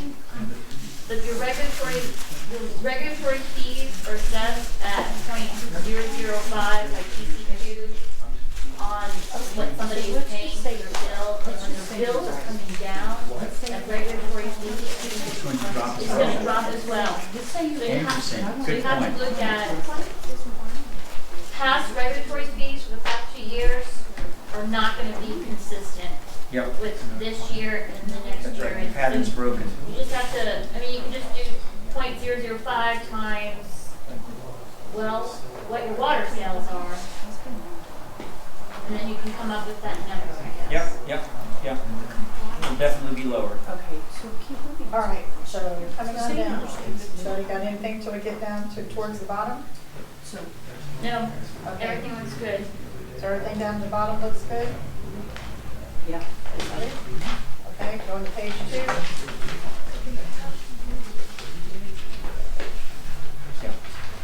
Okay, on the top, so this is. Pages were stapled wrong. In different order, no sweat. So on this is our, Yeah, the pages are stapled wrong, just so everybody know. Page 2 was on the front, page 1 was second, so. The page number at the bottom is So wrong. I'm clear too. it's Well, yeah. Creative, but I should use my own copy, so that's okay. so wait, are we on page 2 that says page 2 at the bottom? Two Yeah, and right, three. page 2 of 3. Yeah, okay. So at the top, this is the Ridge Harbor Yes. interconnect. So, Why do is we have there no a money? reason, are we not connecting to them anymore? No, we have a connection to it. But it's budgeted for $0. But she just got in talking about water being tanked, and it has on here, Yeah, the that's- water tank yeah. expense. Or I'll be honest. they are gonna bill us for that. Yeah, they will be billing us for The it. tank. So we're in a contract on this, we Yeah. signed a contract with Yes. them. So we have a monthly bill that we have to pay. Okay. So we should have some funds in there, we should budget for that. Yeah. I mean, I don't know what the contract says. I don't either, and, absolutely I'm right. looking at it in the past, I saw that, With the interconnect. so we probably. We'll find out. That in the building. Okay, I will have that by the 19th. I have a copy Well, of it somewhere. I do too. I just don't know. How about sooner so that I can run the numbers to scratch the budget? God, you know, really? Slave driver? I know. How about by Friday? Yeah. Is that okay? What's wrong with tomorrow? Yeah. Okay, so moving down to the second one. Keep moving down, right? Yeah, lab fees, we've got, that's $8,000. Well, I'd like to know why I have total COGS at 232,000. Where did the other COGS come from that? It's on page 1. Yeah. Oh, there it is. Oh, there it is. Oh, there it is. Okay, never mind. So we didn't. Got that? Yeah, so you're all good. How did we figure, can I go back to the cost of goods? Is this what we have? The COS? Is that our monthly fee? Or how did we do that? Which page are you on? I'm on page 1, bottom, cost of goods. So, Not LCRs. There isn't a total there. no, I know there is. Well, there's 125,000. You got to budget it. Oh, yeah, I was gonna say, Oh. tell us which one you're on. They count Okay. 5,000. No, it's on 125. It It's says on page 1. 125 last year, they Yeah. did 115. Yeah. The budget was 124. But we should know what that kind of is. We could break that out. We know what AWR services are monthly. Our monthly service from them is $11,750. If you take that times 12, you already blew the budget without any additional services. I crunched all those numbers, the operator costs and everything else that falls under that, and I was coming out with $275,000 for operations and all the repairs that they did. But where are you at, Patty? That's just going through and looking at I know. line items. I know, but are you on a particular Cost of line? goods. Yeah, I was on that one that you were on, Oh. but I went through and looked at I looked at repairs. Yeah. I looked at cost of operator. So you want to change, that's what I'm thinking. No, I I'm think just that's saying, low. it's $275,000. I just wanted to make sure that you're aware of that. Yeah, that's what I'm saying. Well, just our monthly fee with AWR is greater than 125. It's sitting at I mean, almost your year 140. annual. Well, yeah, I'm just talking it's monthly. It's 11,750. So if you take that times 12, you're at 130,000. You're You're at over the number. Yep. Yeah. That's what and that's just base operating. Right. So something's not jiving. I think we just need to revisit that. Okay. Well, so the idea is that we're learning as we go. No, I get it, I get it. Yeah, that's cool. So No, it's that should be a lesson. Renee, I'll send you what I think they That are. number should be 11,750. Maybe the accounting categories are not right. Like, what were they putting in that amount? We need true. to dissect Yeah, it. yep, that's What what I were they mean. Yeah. sticking in there that maybe is not what that really is? Yeah, I agree. That's why I came back to it and said, wait a minute, that's low. So Renee, can I get with you? I'll tell you what the operating, what I think the operating is. Absolutely. Okay. Okay, so we're done with cost of goods. Yeah, on page 1, yeah. Well, I'm on page 2. We've already talked about the top item. Yeah. Well, that 232 number will definitely change. Yeah, that's right. Yeah, okay. Closer to the 275 that Patty's been working on. Okay, so the next section is, reading me one, website. That says- Yeah, website. And so I'm even questioning why 500. What are we paying? Do we have to pay something to have the Yeah, that's website? right. It's part of the ACHs. Oh, You gotta have I that. didn't study every one yet. Well, no, we're all learning. What do you say? Okay, so then we got something installed, new service tax. It's the taps. Are we paying for the taps up front that are brand new and the insurance passing these costs on to the, is that what that 15,000 represents? Well, we need, when I asked Hal and Tammy that a long time ago, buy a meter until we tell them to buy a meter. Okay, So I don't so find anything to keep Yeah, them we're stocked. not buying anything to store. is No. this the cost they're passing on to us to do that work, or they installing? No, we don't know, no, we don't have that because it's one of those variable costs, because they don't know if that meter is gonna be in the back of the house, So where is front of the that house. 15,000, then what is that 15,000? So, Yeah, Renee, I think that. Yeah, a swag across Yeah, the let's, street. I'll work with Renee on that one. Got it. All right, moving down. Let's see, I have a note on bookkeeping. Hang on a second, what about bank charges? You I there? didn't have, That's anybody have a okay. question? I don't have anything, everything, Okay, that all looks bookkeeping. fine.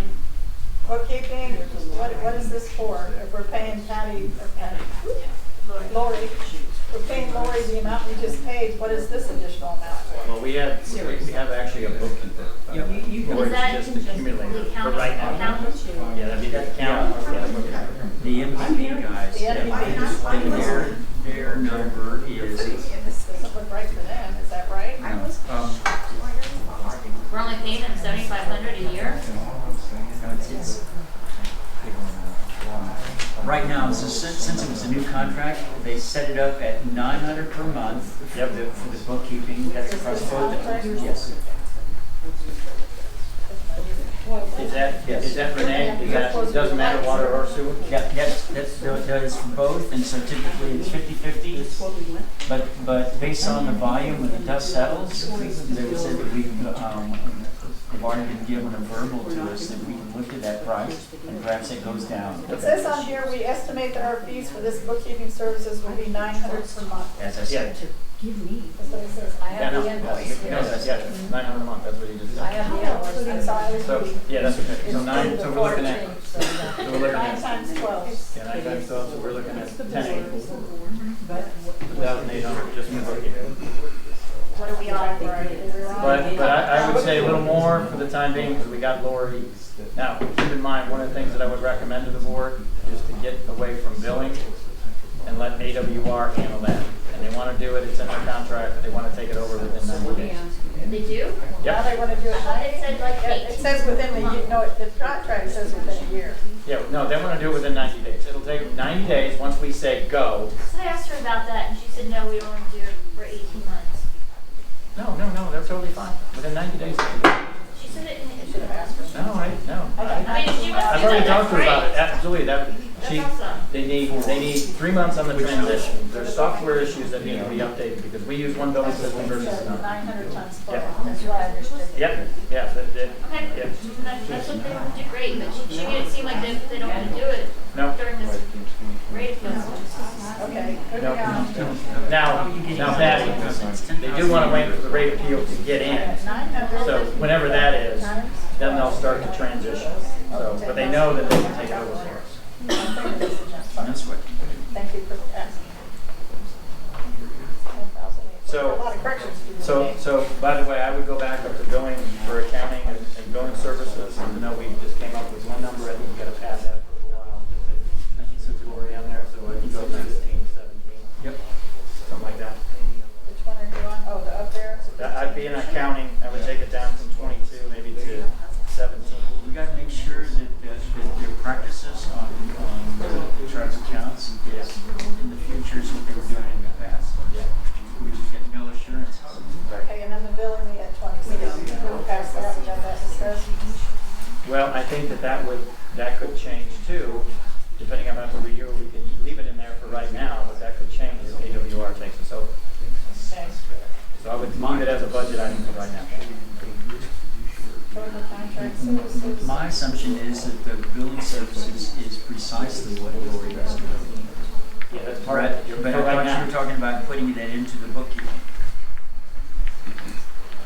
Okay, yeah, we've still got a lot to get through, guys. We have so many items. Is anything else in here that we need to? Yeah.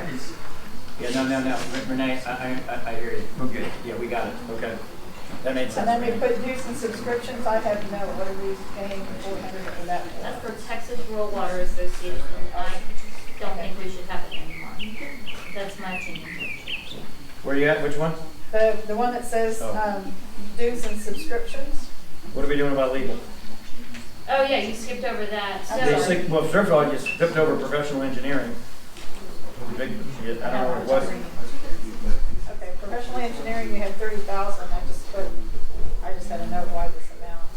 Okay, so we need to figure out what we want to do there, because AWR will have their base fee, but then they're gonna have all the other things they do, like add a pump, fix the barge, fix the water plant. My assumption is when we're talking about contract, when we're talking about engineering, that was, the number I was thinking was, because that was the operational Audit, well, then that's okay, then let's leave it in there. Yeah. That's probably what Al told me, is that's what it's gonna come out to. That's the problem. Okay, if that's what it is, Yeah.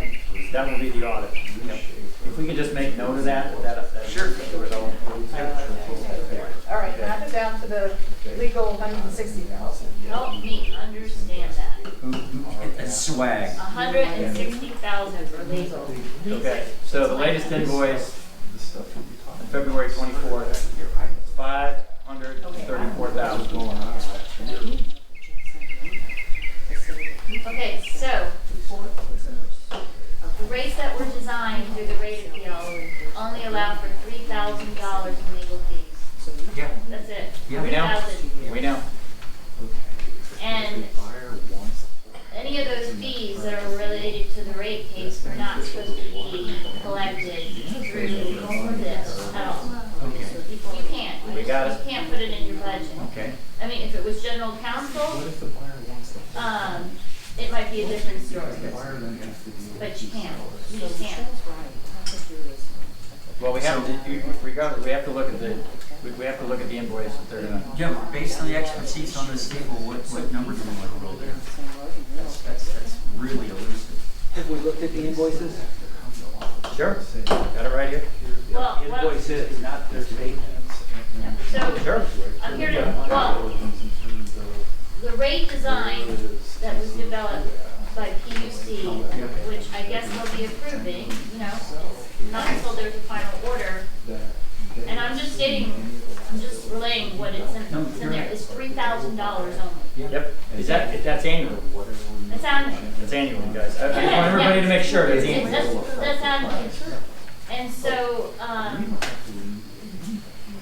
that budget, these rates are going to be, the budget that they designed that mirror the rates don't have that, and we will be completely off with this 160. Yep. And in order to change it, to put general counsel in, and of course he has to be known, measurable, and all that kind of stuff, you would have to go through an additional rate appeal, because you would have to raise your rates to reflect a budget item that hasn't been factored in with the rate design. But I'll get to that when we go to the complaints letter. So with that, what number? Yeah, and just, it's an absolute unknown. I mean, I'm not So saying, I'm not saying, what do we want to do? I'm not, that's what I'm here to do. Yeah. I am not saying let's blow it up for legal fees at all. No, But if you want to do things correctly, Yeah. the way you do it is you put the $3,000 in there.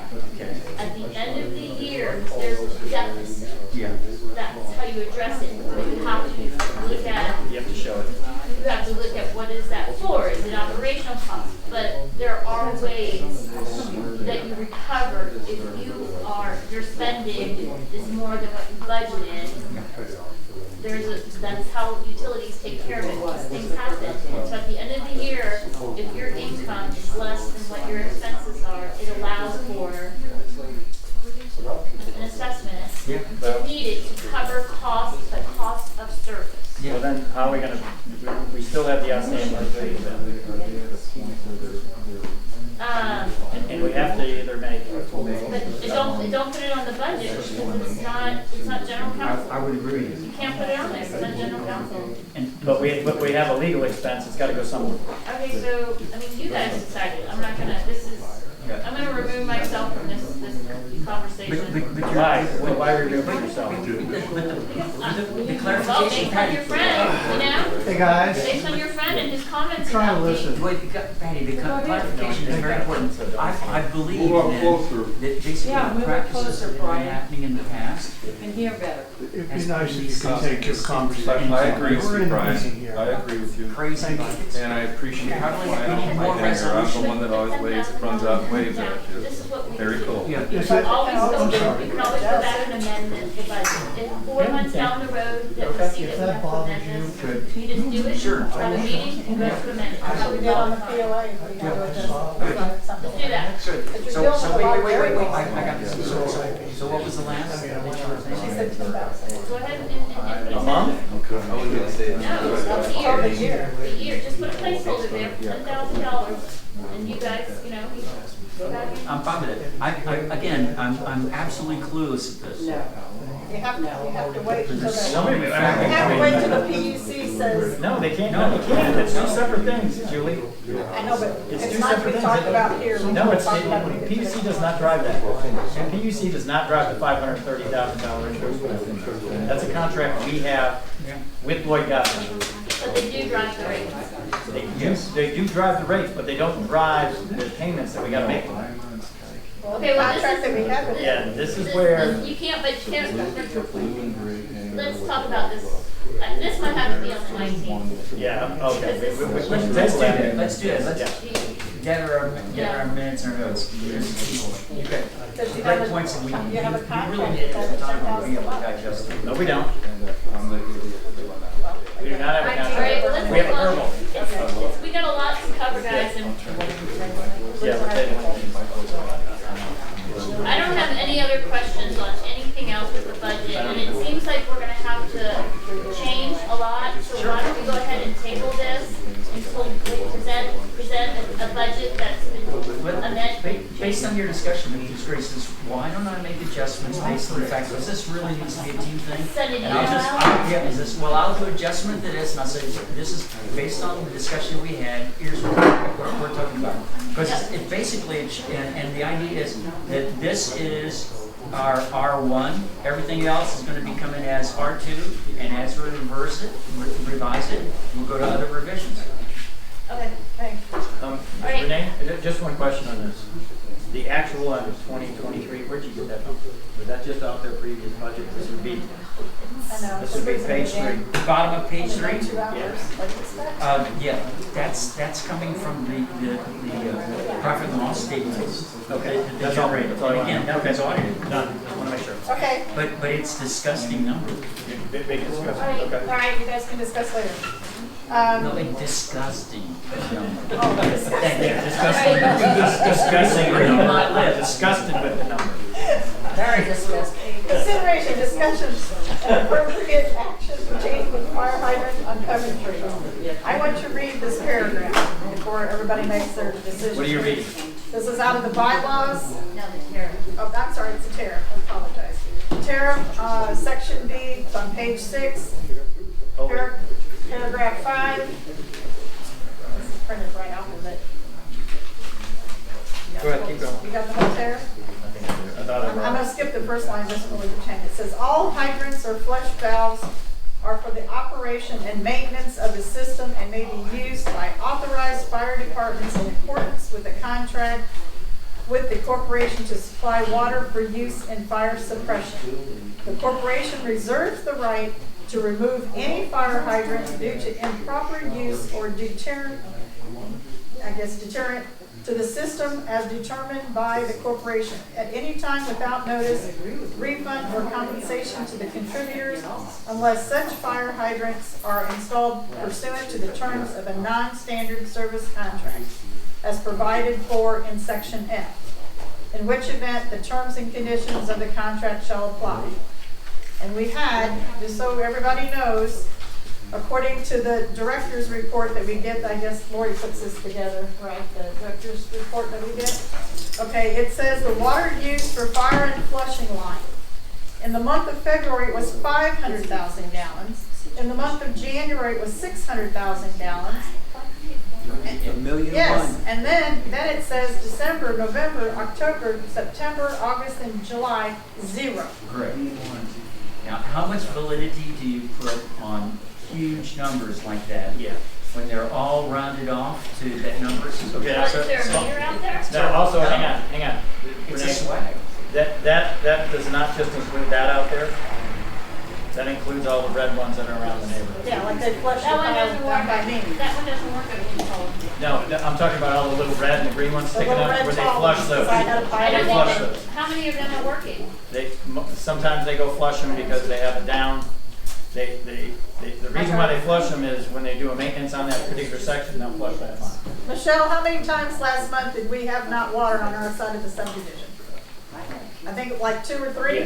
Three. Yeah, Yeah, so 3. they had to go flush. And they it. were, Yeah, and they were I flushing. wish they'd turn the lock and put the cap on so they don't leak. No, those are for venting. See, what happens is they vent it afterwards. You gotta vent the system inside of it to vent them. It's a screwed up way that they have it. They're trying to figure it out how to, AWR is gonna come so I back. have this question. The meter that controls down there at the fire hydrant. So whatever it says that. Okay, he likes me. Okay, so we don't have a meter at the fire hydrant. The Nope. meter basically is sitting over at Madigan, what is his last name? No, Property? so according to Lori, Madigan has not paid any buy-in fees. Right, we found that on the invoice. Yeah, no buy-in fees have been paid, which means that he might not be getting water, we don't know. I like Danny's idea. He's paying the bill. Yeah, but She saw the invoice that shows. She sent it, he's being charged every month for Yeah. water. And he didn't do a buy-in fee, because I asked her. Nice. So that needs to be Nice. rectified. Now, I like Danny's idea of shut the damn thing off and see who comes running. I agree. I wanted to cap it. Well, that's not capping it. The contract reads we didn't even put it in the right place. The contract reads it's supposed to be on his property, it's supposed to be where it is. We benefit from it. So, I mean, that's what they put in. Well, it's not in the gate, so anybody can go out there and tap into it, and we have no way of. Well, they can't take, what do you mean? What do you mean it's laptop? What do you want, do you want to pay for an expensive There's a full lock meter on out? it? Is that what we want There's to a lock on do? it? I thought they broke the locks off. No, they put new ones on. They got the keys in the office AWR now. broke the locks off, and then you gave them another set of keys. No, they went out and bought new locks, yeah. Oh, they bought new locks. They didn't call me, I was on an airplane that morning and they should have called me. I was on We the- had I guess a wastewater expert we have in our neighborhood, a gentleman that lives behind Jeanette. And he has commented at 2 meetings that if we put pressure on that from connecting to these lines that are old, and as we know from AWR's presentation, that's you're just asking for trouble. It's going to be a nightmare. And I think until we can really get a handle on what's going to happen, the possibilities, liability, whatever, we probably need to either paint that black, because when you paint it black, you can't use it. That's the TCEQ rules. And so if we paint it black, that sends a message it's not to be used by anyone. Well, it can't be used by anybody now because it's locked up. Doesn't matter, you want to paint it black anyways. Well, we can do that. Even with the lock on it, you have to paint it black. Okay, we can do So that. I think that would be probably the safest I mean, we should route to kind take. of, we should talk to the fire marshal just to be on the safe side, just to make sure he understands that. Okay, I mean, it's a universal. Yeah, I know. Universal No, I'm language, just saying to like let him purple know that, fences. to let him know. Fences may do not enter. I mean, he knows that meter is there. Yeah. And we can take Danny's idea, which is a good one, and say, But once again, shut it down and see what even happens. if See the who fire comes department running. use it, what would be possible? Yeah, I was gonna- Well, your idea was to shut it down and see who comes running. Well, that's a cap, I like that's it. what you just said. Here's the problem with that, is the shut off is in Dana Martin's yard. Yeah, I was gonna say, where's the So no one would come running except to her front door. No, we just let AWR, we just tell AWR to go turn it off. So We just tell AWR to go shut it down and see who comes running. we're hooked to that other water system, correct? No, this is the, Sure. that's just a temporary to get water to and from off our storage tanks. That's all. That's the interconnect to Ridge Harbor. Where's that hooked up at? It's over here where it's, Oh, it's over there? it's over there. It's not even close. Yeah, it doesn't even Okay, close. are we where we can decide on something here? I would say if you guys wanna, bootstrap Manigan, but like I said, if he's been paying water bills and we shut him off. You've been paying like what, pretty much Well, the if one he numbers hasn't I paid, saw, like if he hasn't paid equity fund buy-in fees, that's a huge issue. Yeah, that is. And once you've been. And our tariff states, I know, if you yeah. haven't paid all your fees, you have to turn off your water. Yeah, I agree. We have the authority for our Yeah, tariff I to turn off agree. water. But according to Lori, she did not have anything on Madigan paying us buy-in.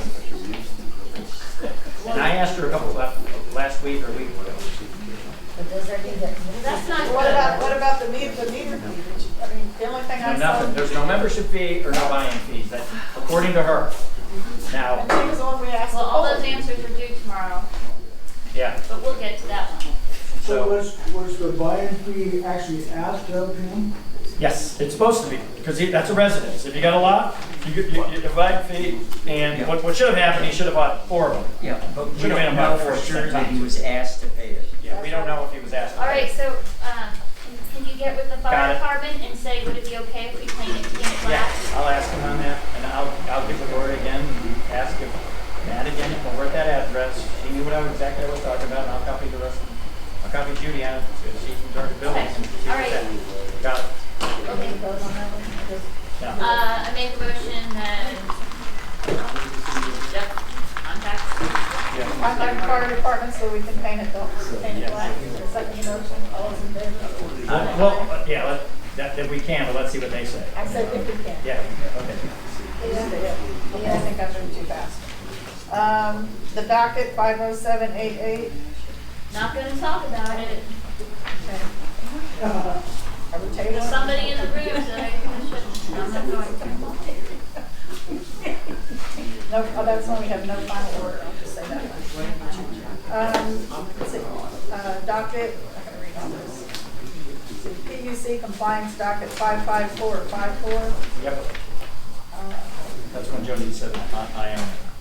I did a quick spreadsheet on that. Yes. I'll go through it really, really quick for you guys, so bear with me. Hopefully the president will like Hey, it. Patty, why don't we just table this till the 19th? No, because there's stuff we need to know. Sure. It's very important. Bring it in. But we don't have anything to do on the compliance file. Yeah, it's gonna affect. Yeah, bring it in. It's gonna affect something else down at the end of the list.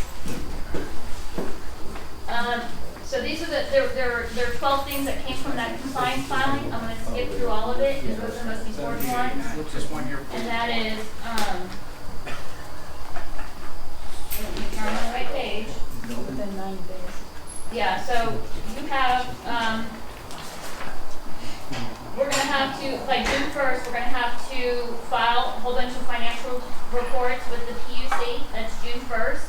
It's a lot of work. You have to file the standard report that they use for IOUs. June 7th, but then you have to file an updated member list that's due June 7th. And there's a lot of work to get that member list updated because renters are now going to be considered members. You also have to institute a records management system.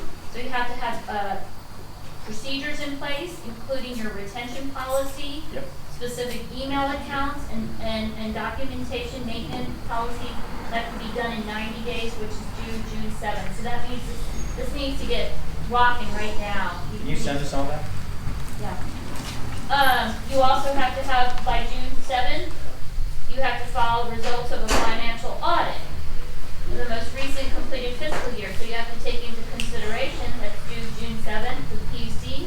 What do you have to get going right now to get that audit done? You have to get the financials. September 7th, that's when updating tariff. Any changes to the tariff that we've done because of all this have to be filed by September 7th. We also have to file an affidavit on that same day of service provisions only to another tariff thing. I won't go over all that. But the revised bylaws are due September 7th. They need to be filed October 7th, 30 days afterwards. The big thing that you need to know is effective immediately. You have to reevaluate your member list, and you have to look at anybody that's taking water service has to be a member. So anyone that's a renter out here has to take service, because the way that the Texas Water Code is defined as a water supply corporation and as a member, anyone that takes service, who takes water and pays for it, is considered a member. And if somebody's taking water service and they're not a member, and they don't get to vote, we're not operating as a WSC. So that's what came out of the compliance filing. And so therefore, that's what we have to do. We have to now reach out to all the members and say, if you have a tenant, that tenant is supposed to become a renter. If the landlord or if the renter does not want to do that, because they're going to have to pay that $408, $402, which maybe you can spread it out every month. I don't know. That's to talk about down the road. Then the owner has to take that membership, and the owner has to pay that water bill. The renter can't pay it. Well, another thought is the owner could actually pass, he already paid the 402, it could be passed to the renter. And he could take Basically, some you of can the be either or. Either the renter's paying it, Or, or but the they member. can't pass on, to the renter each month the bill as it fluctuates. It's different from month to month, because I was told by PUC, then that landlord is becoming a utility. Correct. And that is against the law. Correct. So I'm sure you're familiar with this. You had a tenant's bill. So you have to, it has to be the same amount if they fix it into their rent. Yep. And so we're supposed to be starting that immediately. But the more important thing is 60 days before any election, whether a director election or a bylaw change, we are required to send to PUC our member list, our voting roster, and our vote. We have to tell them how we came up with that voting roster. Did we do, our checks and balances, dot our I's, cross our T's? That's all of our election procedures. No, it's not. Well, the member list is part of it. No, it's not. I'm saying that we have to go in, anybody that's taking water service or sharing water service, they all have to be members. This is in the final order. 12, 13 items that the commission approved. We don't even know who all the renters are. But as I was going to say, the way that I handled this in the past is that the owner pays the electrical, the water bill.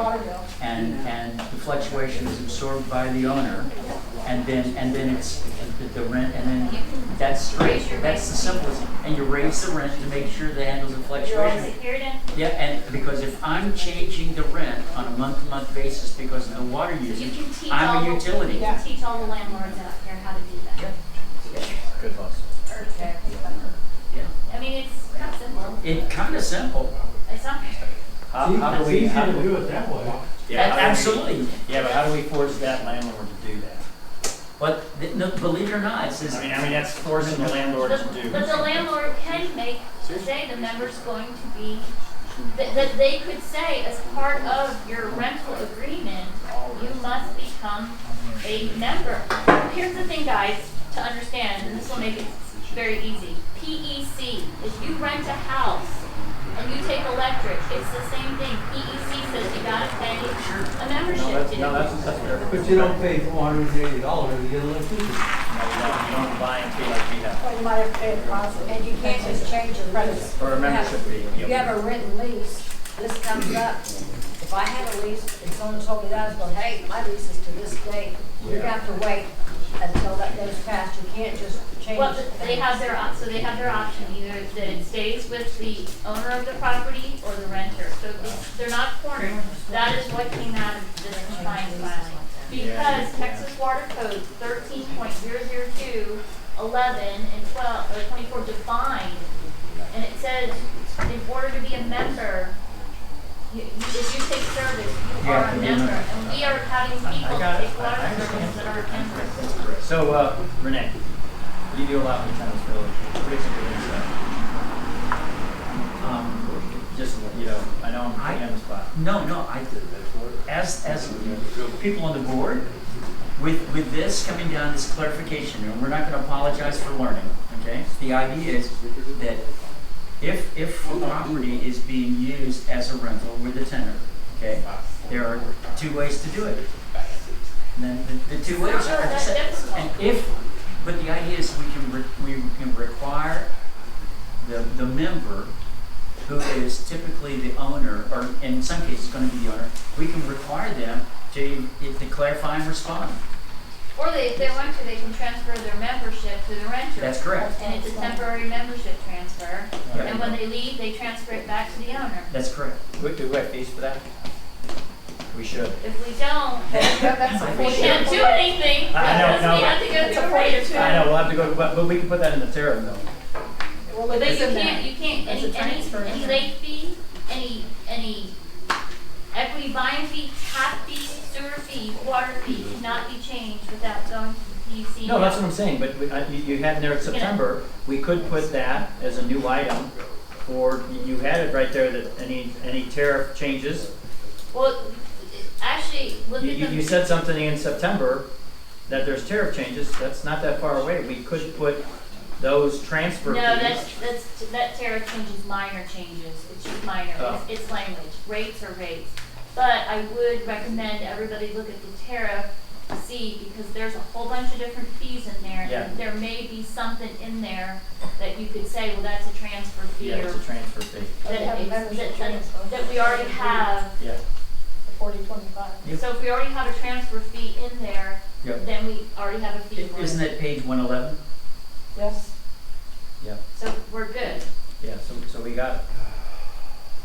But Okay. we need to get going on Yeah. this. This is stuff, I mean, this is. Well, this will stuff- be something we're gonna have to put a publication out to everyone on it, so they know, because landlords are gonna be, you know. They're not gonna understand, you're gonna have to explain it. Yeah, that's what I mean, we're gonna have to come up with a document, and it shows right there in the tariff that there is a transfer fee. If you wanna transfer it, you know, that's one fee to your tenant, but then if the tenant leaves, you gotta transfer it back to the owner, that's another fee, by the way. Well, and you need to put the form in there that gives them the choice, if they say this is Yeah. what it's gotta be, something. Okay.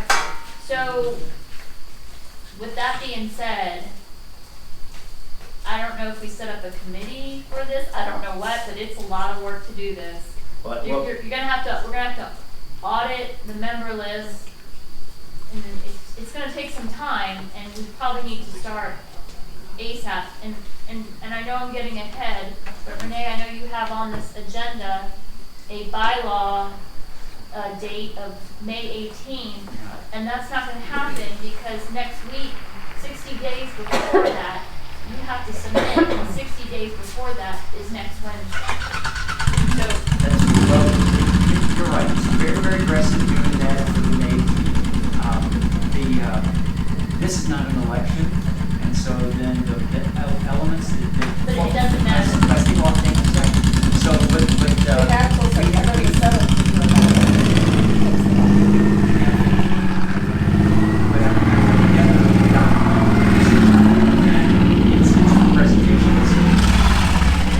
yeah, I'm just trying to say that you gotta be mindful because next Wednesday we have to submit PUC, that's the deadline that we plan on having on May 18th. Yes. That renters are members and who they are, we need their name. And that's what's in the compliance filing. It has to be done by Wednesday. Is it triggered by a date of an order, or is it triggered by? Yeah, it's triggered. It was triggered by their order is 60 days ahead of time. Their order came out last week at the PC when we were there last week. It and was it last says Thursday. Final order, and it said from this final order. I missed that. That's I okay. mean, there's Yep. No, I mean, there's a a lot. laundry list of requirements. This compliance order is handcuffing this water system because you can't raise your rates, like I said, nothing without going through, not a rate appeal, but it's a rate request, or I forget what they call it. And that takes anywhere from 6 to 12 months, maybe longer. Yep. We can't do anything. We don't So talk your about equity laundry. buying fees, to talk on, I know someone said about equity buying fees, we are stuck with $4,600 for the next 6 to 12 months. Based on my math, it should be probably $7,500. Based on my mind was 10.5. Um, I went 10.5. I went, let's just hit it. well, it's 6,000 based on actual numbers. I didn't have actual numbers for So yeah, but what 2020. are you basing your formula on? there's a formula on an equity buying fee. You have to look at what your depreciation is, you have to look at your income. Where are you getting that from? I've searched and I haven't found it. Yeah, I haven't found it either. Being in the industry, working in the industry. Why do we have to follow that industry instead of just setting our own? Can get it. Yeah, I mean, according to AWR, how they work with their water companies, they just set it. They just go. No, that's not. It's. There's no reason. There's no justification like we have to justify our 10.5. I'm just saying my number of 10.5 Okay, is what it is. so what's going to happen? I'll go with you on this. What's going to happen is the builder's going to come along and say, I'm not paying $50,000 to tap into your system. That's crazy. And you can file what they call cost of service. And so when they go to PUC and they file cost of service, PUC is going to say, tell us how you got this $50,000. How did you get these numbers? Break it down for me. How did you get this tap fee of $5,000? How did you get this this equity buying fee of $27,000? So is your answer going to be, I just pulled it out of thin air? You can't do that. No, we can justify it. How? You have to have. We can justify it by, what I've read is we can justify. Maybe we should table this till the 19th. Yeah, let's just table it. Go ahead and look this. Yeah. American Water Works. Yeah. American Water Works has it. Yeah. Just Google it. Okay, so we basically just discussed that one. So the next one is the Docket 55840, which is the application of Windermere Oaks Water Supply Corporation to amend its certificate of convenience and necessity in Burnett County. This one here, that's the one we sent to the attorney. Is the attorney handling this one? No. No? Okay. Oh, I had a note about Joe. Patty, is that yours? That's the CCN application. Yeah, that's the CCN application. And that's due tomorrow. Are you going to do the RFI? I put it out there. No one's giving me answers. So When you and I talked, you said you were going to go for an extension. I already did. An extension. The extension is due tomorrow. They gave us an extension to tomorrow. Yeah, she did it for me while I was out of state. Won't that kill it? Won't they say it's not approved? You haven't done all your work? Will they say it? No, they'll just. They won't say it's approved. They'll kick it out and. They'll just give us a hand slap. That's all. No, they won't. They won't. If you don't submit all of it, it's kind of like they don't approve it. It's just kind of like, well, we're not going anywhere with this docket. This docket's being closed. That's what they'll say. Right. So what that means now is we have someone that's getting water service that's not in our service area, and that's a biggie. Close the valve. You can't do that because he can come back and sue us. No, he can't. No, he can't. He hasn't paid his equity buying fee. He hasn't paid his membership fee. But our tariff. I get that, Patty, but he's gonna think about it. If you're getting water service now, and you shut the guy off, he's gonna go back and he's gonna sue us. We're gonna have to defend it, and it's gonna go. We have an agreement that he signed. I know, but I'm just saying that logically he's gonna go sue us, and we're gonna have to pay to defend that. You know something that we don't know? No, He's gonna sue us. That's the way you wouldn't shut it off. Give him a notice. I'm looking out for the members. I'm not looking out for this. I'm not looking out for that. I'm looking out for the members because he'll end up suing us. We're gonna have to pay a legal fee. Well, good luck, because I have a signed contract. I have a signed contract that he says that he's paying all his fees. And until he pays his fees, I mean, if you don't pay your electric bill, they're shutting your electric off. I get that, but we gotta send him a notice. Yes. Certified letter. Yeah, we gotta send him a notice. Well, let's pick. Yeah, a demand letter. A reminder. I mean, Reminder, the wrong. whole thing was a cluster. It's a clusterfuck. Exactly. We know None that. of it was done right. They didn't do an engineer study. We know that. Sorry, but the guys that put the lines in don't have any TCQ license. Yes. It was Which just a we whole know. bunch of general contractors or It was a whatever clusterfuck helpers. from the beginning. Absolutely. So How many times did we stand up there with Joe Jimenez and they came out of that executive that's session? what this CCN application is about, and Yeah. now they're wanting to get answers. They want to know what engineers put it in. They want to know how about your facilities? What did he pay to upgrade your facilities? All of that information is due tomorrow. And nobody knows. Yep, so nobody knows. So I say No, we just. we don't know. I mean, if you shut him down, what's he gonna do? I mean, I think what he'll do is, I mean, I'm not saying shut him down right now, I'm just saying that we have answers due tomorrow. Yeah. At 3 o'clock deadline, eight responses to an RFI that. what do you think they'd say if we just asked for another extension? Because here's the reason. We'll go for it. I'm not doing. Okay. Okay, I'll try to put it together by tomorrow. Okay, we're moving on. Well, hang on a second, I think we need to resolve what we're gonna, so we should send them a certified letter to. We should double check with Lori. Well, this is what I would suggest. Look at the. Hang on a second, we should double check with Lori to see if the buy-in fees and the membership fees. She already said earlier that she did check that. Yeah, but I said double check. Well, I asked her. Marketing that property, I pulled up the real estate listing, and they say they have water. Yeah, they have water service, yeah. And they're being billed, but, I mean, in my opinion, the best direction for this is simply get all those questions in the RFI and send them to him. And say, Mr. Madigan, can you please give us the answer to these, because obviously we don't have any records on this. Have him prove it up. Wasn't he supposed to pay for all the infrastructure? That's what we were told all along, yeah. That's what I thought. But we don't know who paid it because. Well, they just sent him a letter saying, you need to do this or your water's gonna shut off. We also need to find out, did he give us an easement? Did he turn over all the lines to us? That's required. If he put them in, it's required by our tariff, and what PUC is saying, that he had to deed that over to us. Do we have a deed for that?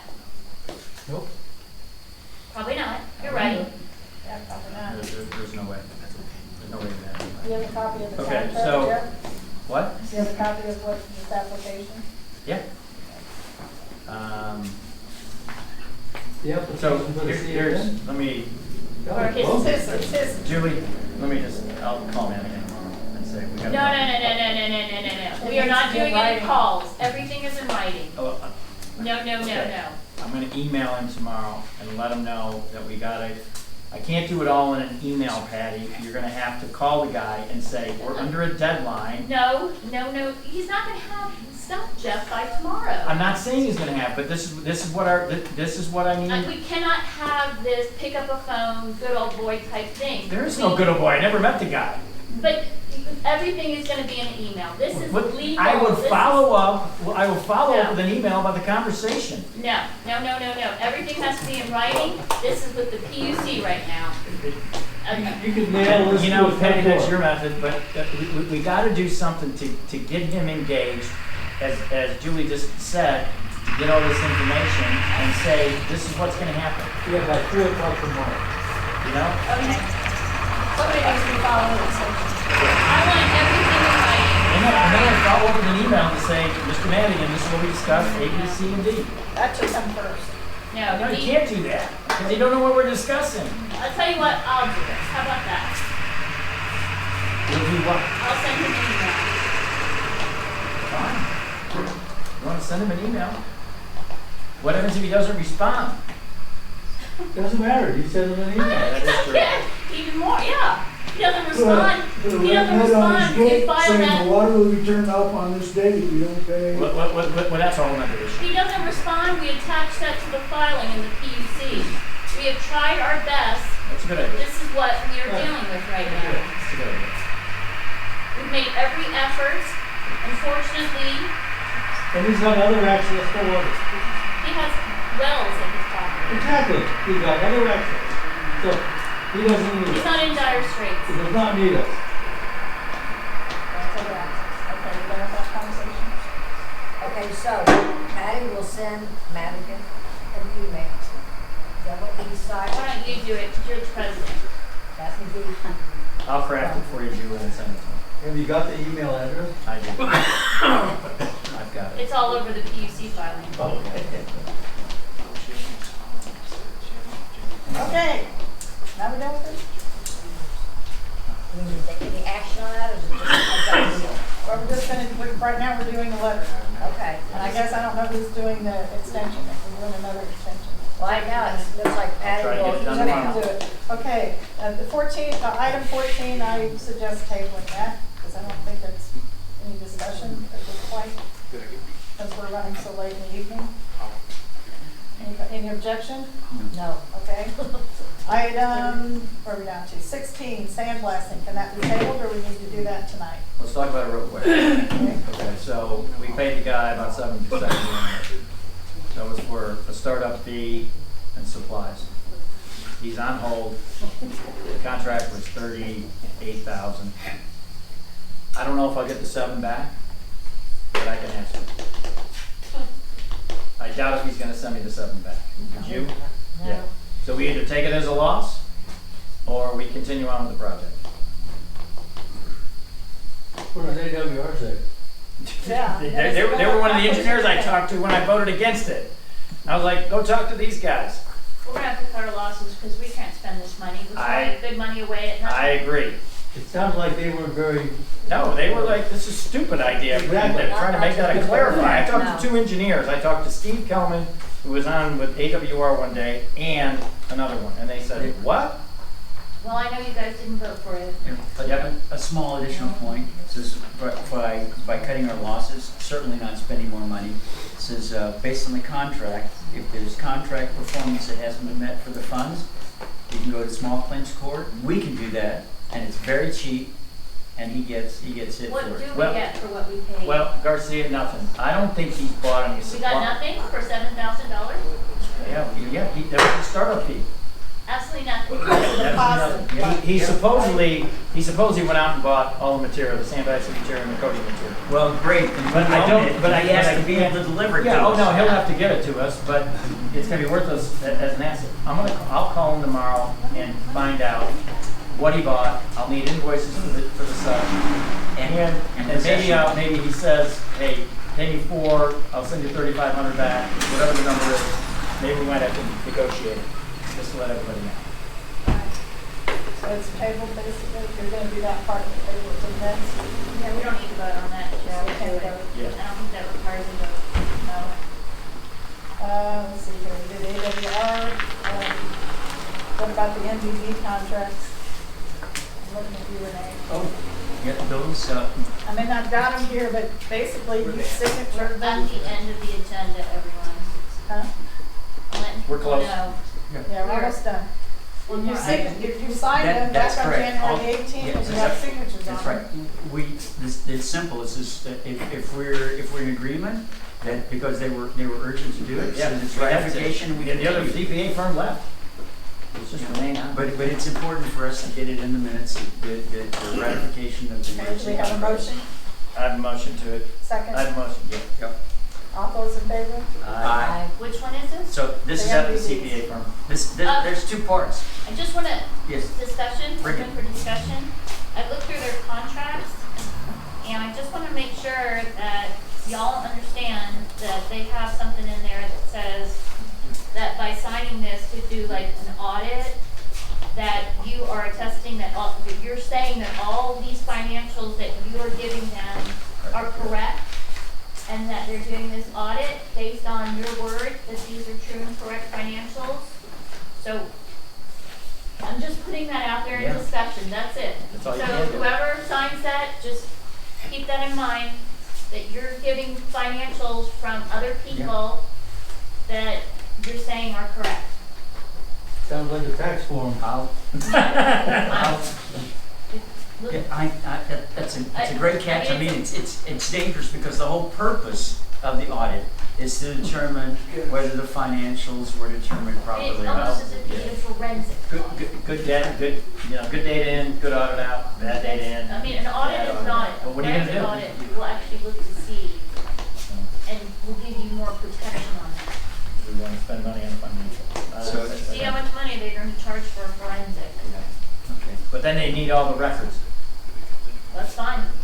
Do we have them? Well, I've got so many in the PUC rated deal. I've got Well, there you go. financials. That's good. Yeah. They're all online for everyone to see. We got a history of 3 years of Okay. collusion. and 4 BS, years of right? financials. Yeah. But actual invoices? No. Well, yeah, there's. Some of them? Yeah. Yeah. Not every single one of them, but I want to some say of them. they gave us at least 25,000 pages of financials. Absolutely. Yeah, but we're asking about invoices. Absolutely. That's, I'm saying all of that, Oh, all of that, okay. all of that. was discussion, we're not voting. We ratified it. So the one that needs research, if I'm not mistaken now, Patty, is your point, is the CP auditing based on that was this is the CPA auditing. Yeah, Just look at the the language in there. It's whoever signs it, it's saying Yeah. that I am turning over records that I am, just like your You're taxes. you're testing too. taxes. Yep, you're testing. True and correct numbers. Okay, 19 is discuss potential, establish a local register agent. I suggest we table that one. Is that necessary tonight? Okay. These will all come up on the 19th, correct? Yeah, and the bylaws committee basically already discussed that. The next time it comes up to it, says the English, it is the registered agent. Oh, it should be discuss potential to establish a register, not local. Corporate register. Local is not capitalized. Corporate is capitalized. It's the corporate registered agent. Right. So now we're down to executive session. Oh, yeah, I'm gonna make this, are we really there? Or, okay, no. Yep, we're there. Okay. I'm gonna make this easy for you guys because I know you guys want this. After a lot of thought, I've arrived at the not so difficult decision to step away from this board position. And I'm sure you guys are happy, the three of you guys are happy, because the recent events that, ongoing circumstances that have led me to this conclusion, I'd rather herd cats on a unicycle than remain on this board. Over the past 3 weeks, and even prior to that, I've observed some aspects of our operations and board behavior that are deeply concerning. While some may perceive our situation to be positive and smooth, and I know we had a really good board meeting, and Judy, you're doing a great job, the reality is quite different. There have been some issues that have persisted for years, and unfortunately, they're continuing. And I'm not going to go on and on and on, but we've got some major issues when it comes to Burnett County now is doing an investigation into us for PIA requests that weren't turned over.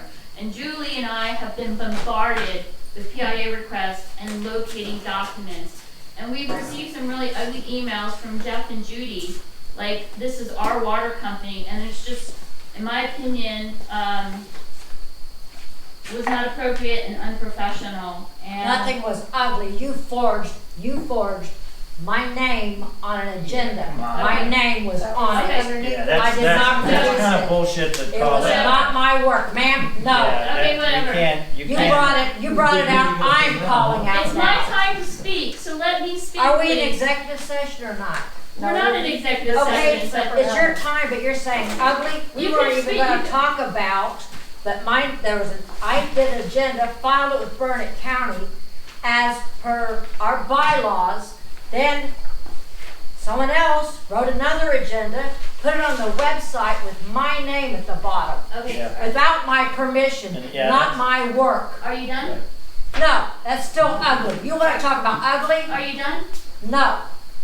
We'll keep on going. I never got an apology. I got a, oh, we do this in the office because it's a placeholder. No, this is not an office. It's a water utility. And my name was used without my permission. Now I'm done. Okay, good. So let me speak to that. Renee, I'm sure your heart was in the right place, but the bylaws are incorrect. When it cites to posting in Burnett County, it cites to the wrong statute. It cites to Open Government 551.001, which is simply the definitions. It should be citing to 551.073, which is specific. So our bylaws, like most of our bylaws, are flawed. But it's the bylaws we have. Right. Wait, can you let me speak? No, I have one more thing. Woo. The agenda, yes, woo, you've had years to speak around here. The agenda, one person cannot produce an agenda. I asked the day after I took office for anybody that wants things on agenda, I asked again. And I took input, I tell you made what, the agenda, no one asked mine. It's a moot point, I'm quitting. But if you really want to know the truth, so you have a PIA request that's due tomorrow, tons of documents, it's not done. The sheriff is expecting that it's gonna be turned over, and we don't have all the documents. And I'm not gonna be a party to that, not being able to get documents and turn them over. Whether you like the person or not, we're required to have full transparency. But that's not the best part, and I don't know where it is, but we just received today from the IRS, they're going to do a thorough audit on the WOWSC. And the questions are very deep. They want to see all of our finances. They want to see invoices. They want to know how much is member income, how much is not member income.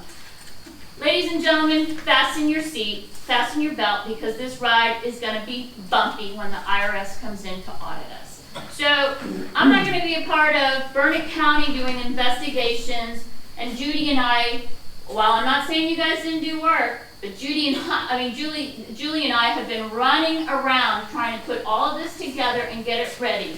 Going out and meeting on the weekend, Frank Riley, to get all the election stuff. And you guys throw accusations at us that we're not doing anything. That Nobody said that, Patty. That's bullshit. I'm sorry, but your email insinuated. My email, well, it was, because what you did was wrong. I've got a copy of it. I tell you what, everybody want to see what this guy is behind closed doors?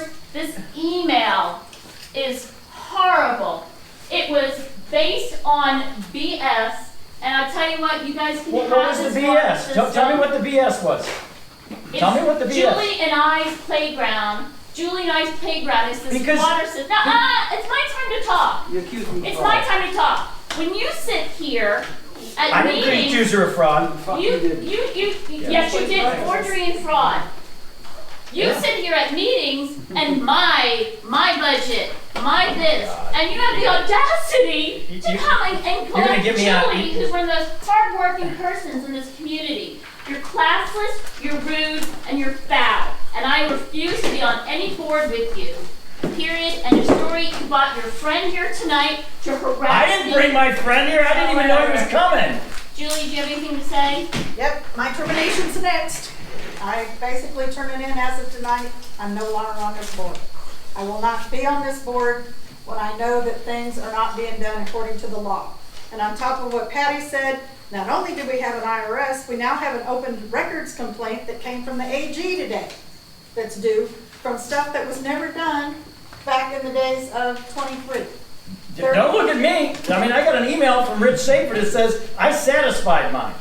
Well, don't look at me. You guys have got wrong. You guys got bad data. The PIA request, we had two of them. You'll be on the hook. It's a mess. We had two of them in a week. Mess. Two of them in a week. And then behind that, then I get another request that basically says it wasn't satisfied, one back in August and back in September that was a PIA. And again, where's all the documentation? Rich has got it. Well, that's a Rich thing. Good luck trying to get it from him. I have copies of it. But that's Rich. He was the PIO I'll tell you officer. what, you guys can deal with it because Burnett County's going to come knocking on your door. Great. They have an open investigation, so good luck. I didn't come on the board. Yeah. No, I you guys didn't come have on to the deal board with to it. do what we're going through right now. This is my letter. Good luck. Have fun. It's a mess. I wanted to say Good luck with the something IRS. since I've gone through the agenda items, number 20, the bylaw committee. And this was forwarded to me from Patty, actually, I'm sorry, Julie, whatever. And it says, no, this communication is not for deliberation. Attached here, the credential committee's documents prepared as the procedure to be followed during the members' special meeting ratified and restate the WSC bylaws. Credential committee documents, I'm on the credential committee. These aren't my documents, the documents, those are Renee's documents. Those are Renee's handcrafted bylaw documents. Don't put my name to this either. Y'all two want to go sit in a room and huddle up. The credentials committee is you, Judy, Julie, and me, and none of us have met to talk about this stuff. Okay? The three of us have not met. And I've been on the credential committee for quite some time anyway. We've never met, have we? Nope. So you saying these documents are credential committee, you are actually doing exactly what Geminis and them were doing.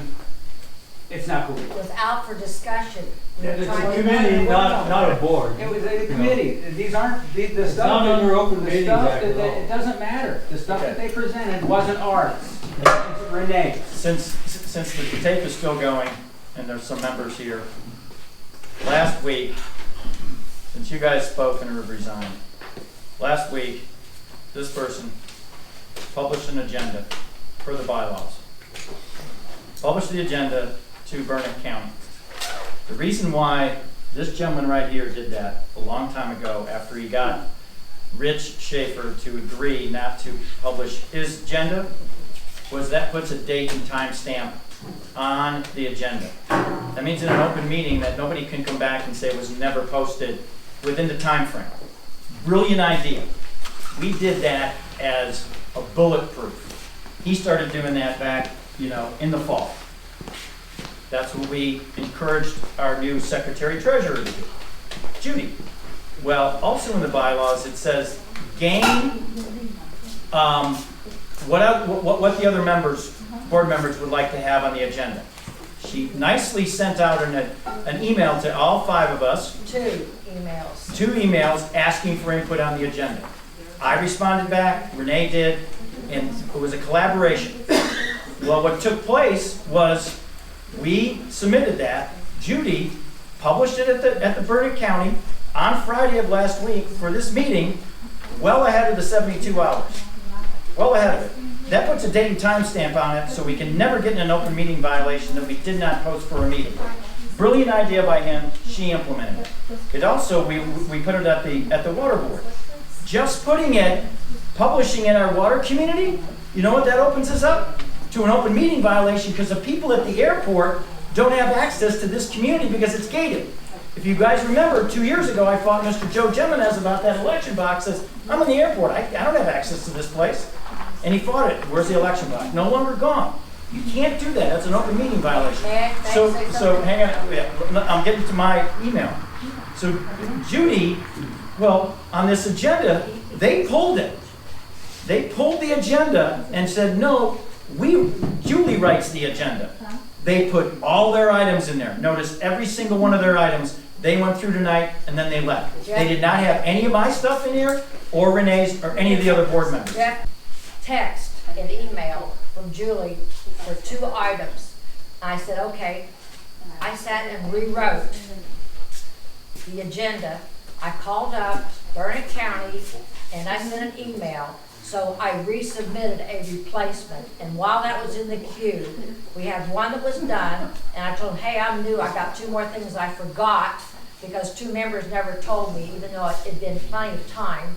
I submitted it, and in the meantime, I got an email that has an agenda by someone else with my name like this at the bottom of it. Yep.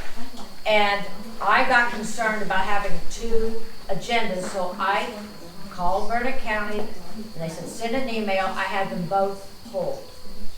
So, we didn't have 2. This one was put at WOWSC by Lori on our website.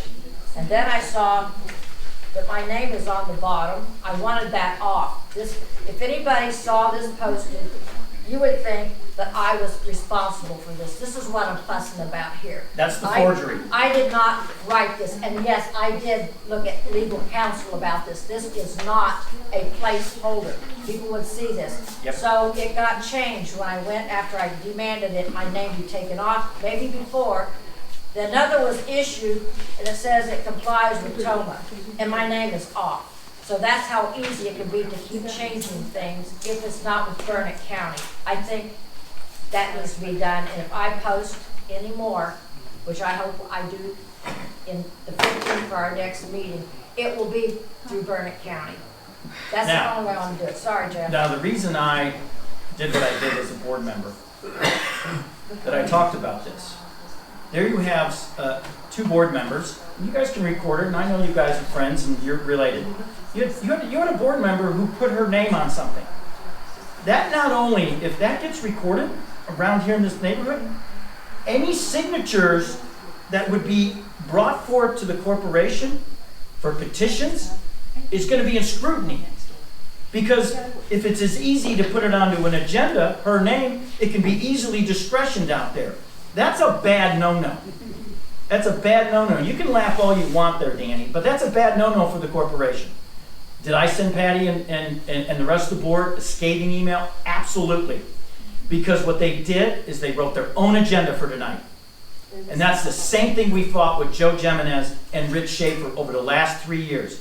We never, we've been on this board for almost a year, we very rarely got anything we wanted to be on our agendas. Because Rich wrote it all. It was Richard's Water Company. And you guys used to sit out in the audience and say, who's running this thing? Joe Jimenez, Rich Schaefer. We were trying to avoid that. Hence, Judy did the right thing, soliciting, because you guys tell me things. There was things that were the membership is communicating to me that you guys want to see on the agenda. That's why you ask for board input. Well, You I don't think ask that for that's not board relevant input. at this point, Jeff. I think you guys better step up and wait because the IRS is coming after you. Great, And so I is got the PUC. same, I got the PUC. Oh, you got it? Good. I'm No, glad you I got got it. the same Good, notice. I didn't good. say that. Josie, make sure. Nope, you're good, I got Jeff. the You same got notice. it. You got it. I didn't, the whole board got the notice. All right, so what I want to know is from your agenda, this is Judy's, correct? That's it. What's missing from this agenda to this one? There's plenty of things. Yeah, it's easy. Yeah. Okay, and Have you even looked at the it? one that didn't, There's one item missing. the one that did not, One item. hold on, and I did another one to correct two things that were asked to be put in here. It doesn't have the post because I pulled it before they could do it. But see, no, it's not. The AWR contract wasn't on there. The AWR contract wasn't on there. Secretary Treasurer. Where? You went over it tonight. No, we didn't. We did it as a special clause, by the way, Danny. It's not on there. That was huge. That was huge. By the way, AWR authorized payments. We didn't go through that. There was many things on here. Oh, God. It's, yeah, well, unbelievable. The only agenda item missing off there, Brian, was them steering every Excuse member me. to your YouTube channel. Excuse me. The assistant treasurer, number 5. Assistant treasurer, I asked specifically for that to agree to take this job. It's very big. I need a secretary, treasurer It sounds to assistant. me like as y'all didn't want to put their agenda items on it. No, we asked for them. They asked for it twice. We asked for it twice. We got emails to the There's effect. 2 That's emails. not I asked Listen. I asked on the Go on, step over there, 24th, Wes. excuse me, It's all yours. 25th. I have emails and I Barnstormers. requested. Barnstormers. Barnstormers. That land isn't getting sold to one of y'all's friends in the airport. And we have the text messages, Jeff. What are we talking about now? Barnstormers. It's not barnstormers. Barnstormers. Can you say it? Oh, God. That land will be listed to the world. Whatever, Danny. Well, that's really Have you great. guys moved to adjourn? It's an advertising. Let's just move to adjourn. Move to adjourn. Barnstormers. Only takes two What's barnstormers mean? I don't even know what it means. Advertising source. Barnstormers. What? Miss Martin lists all her property. We're not doing this under the table shit again. Okay? We're not. I know we're not. No, we're not. There's 2 people who've come to us. I know we're not. One came to me, one came to him. Can you say it? Say it. Hey, say it. Mark.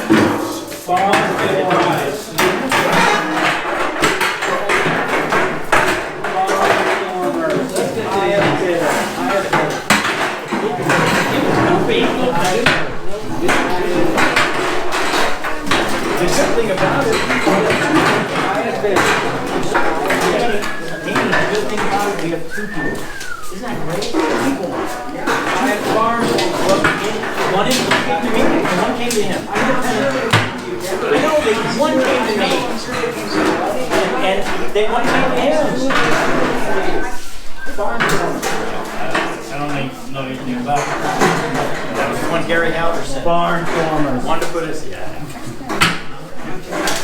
Barnstormers. Barnstormers, Danny. Barnstormers. No friendship. They advertise airplanes. They sell land. Dana puts all her hand stuff. Printed it out. You know why? She wants top dollar. Before they sell airplanes, people are looking for flying.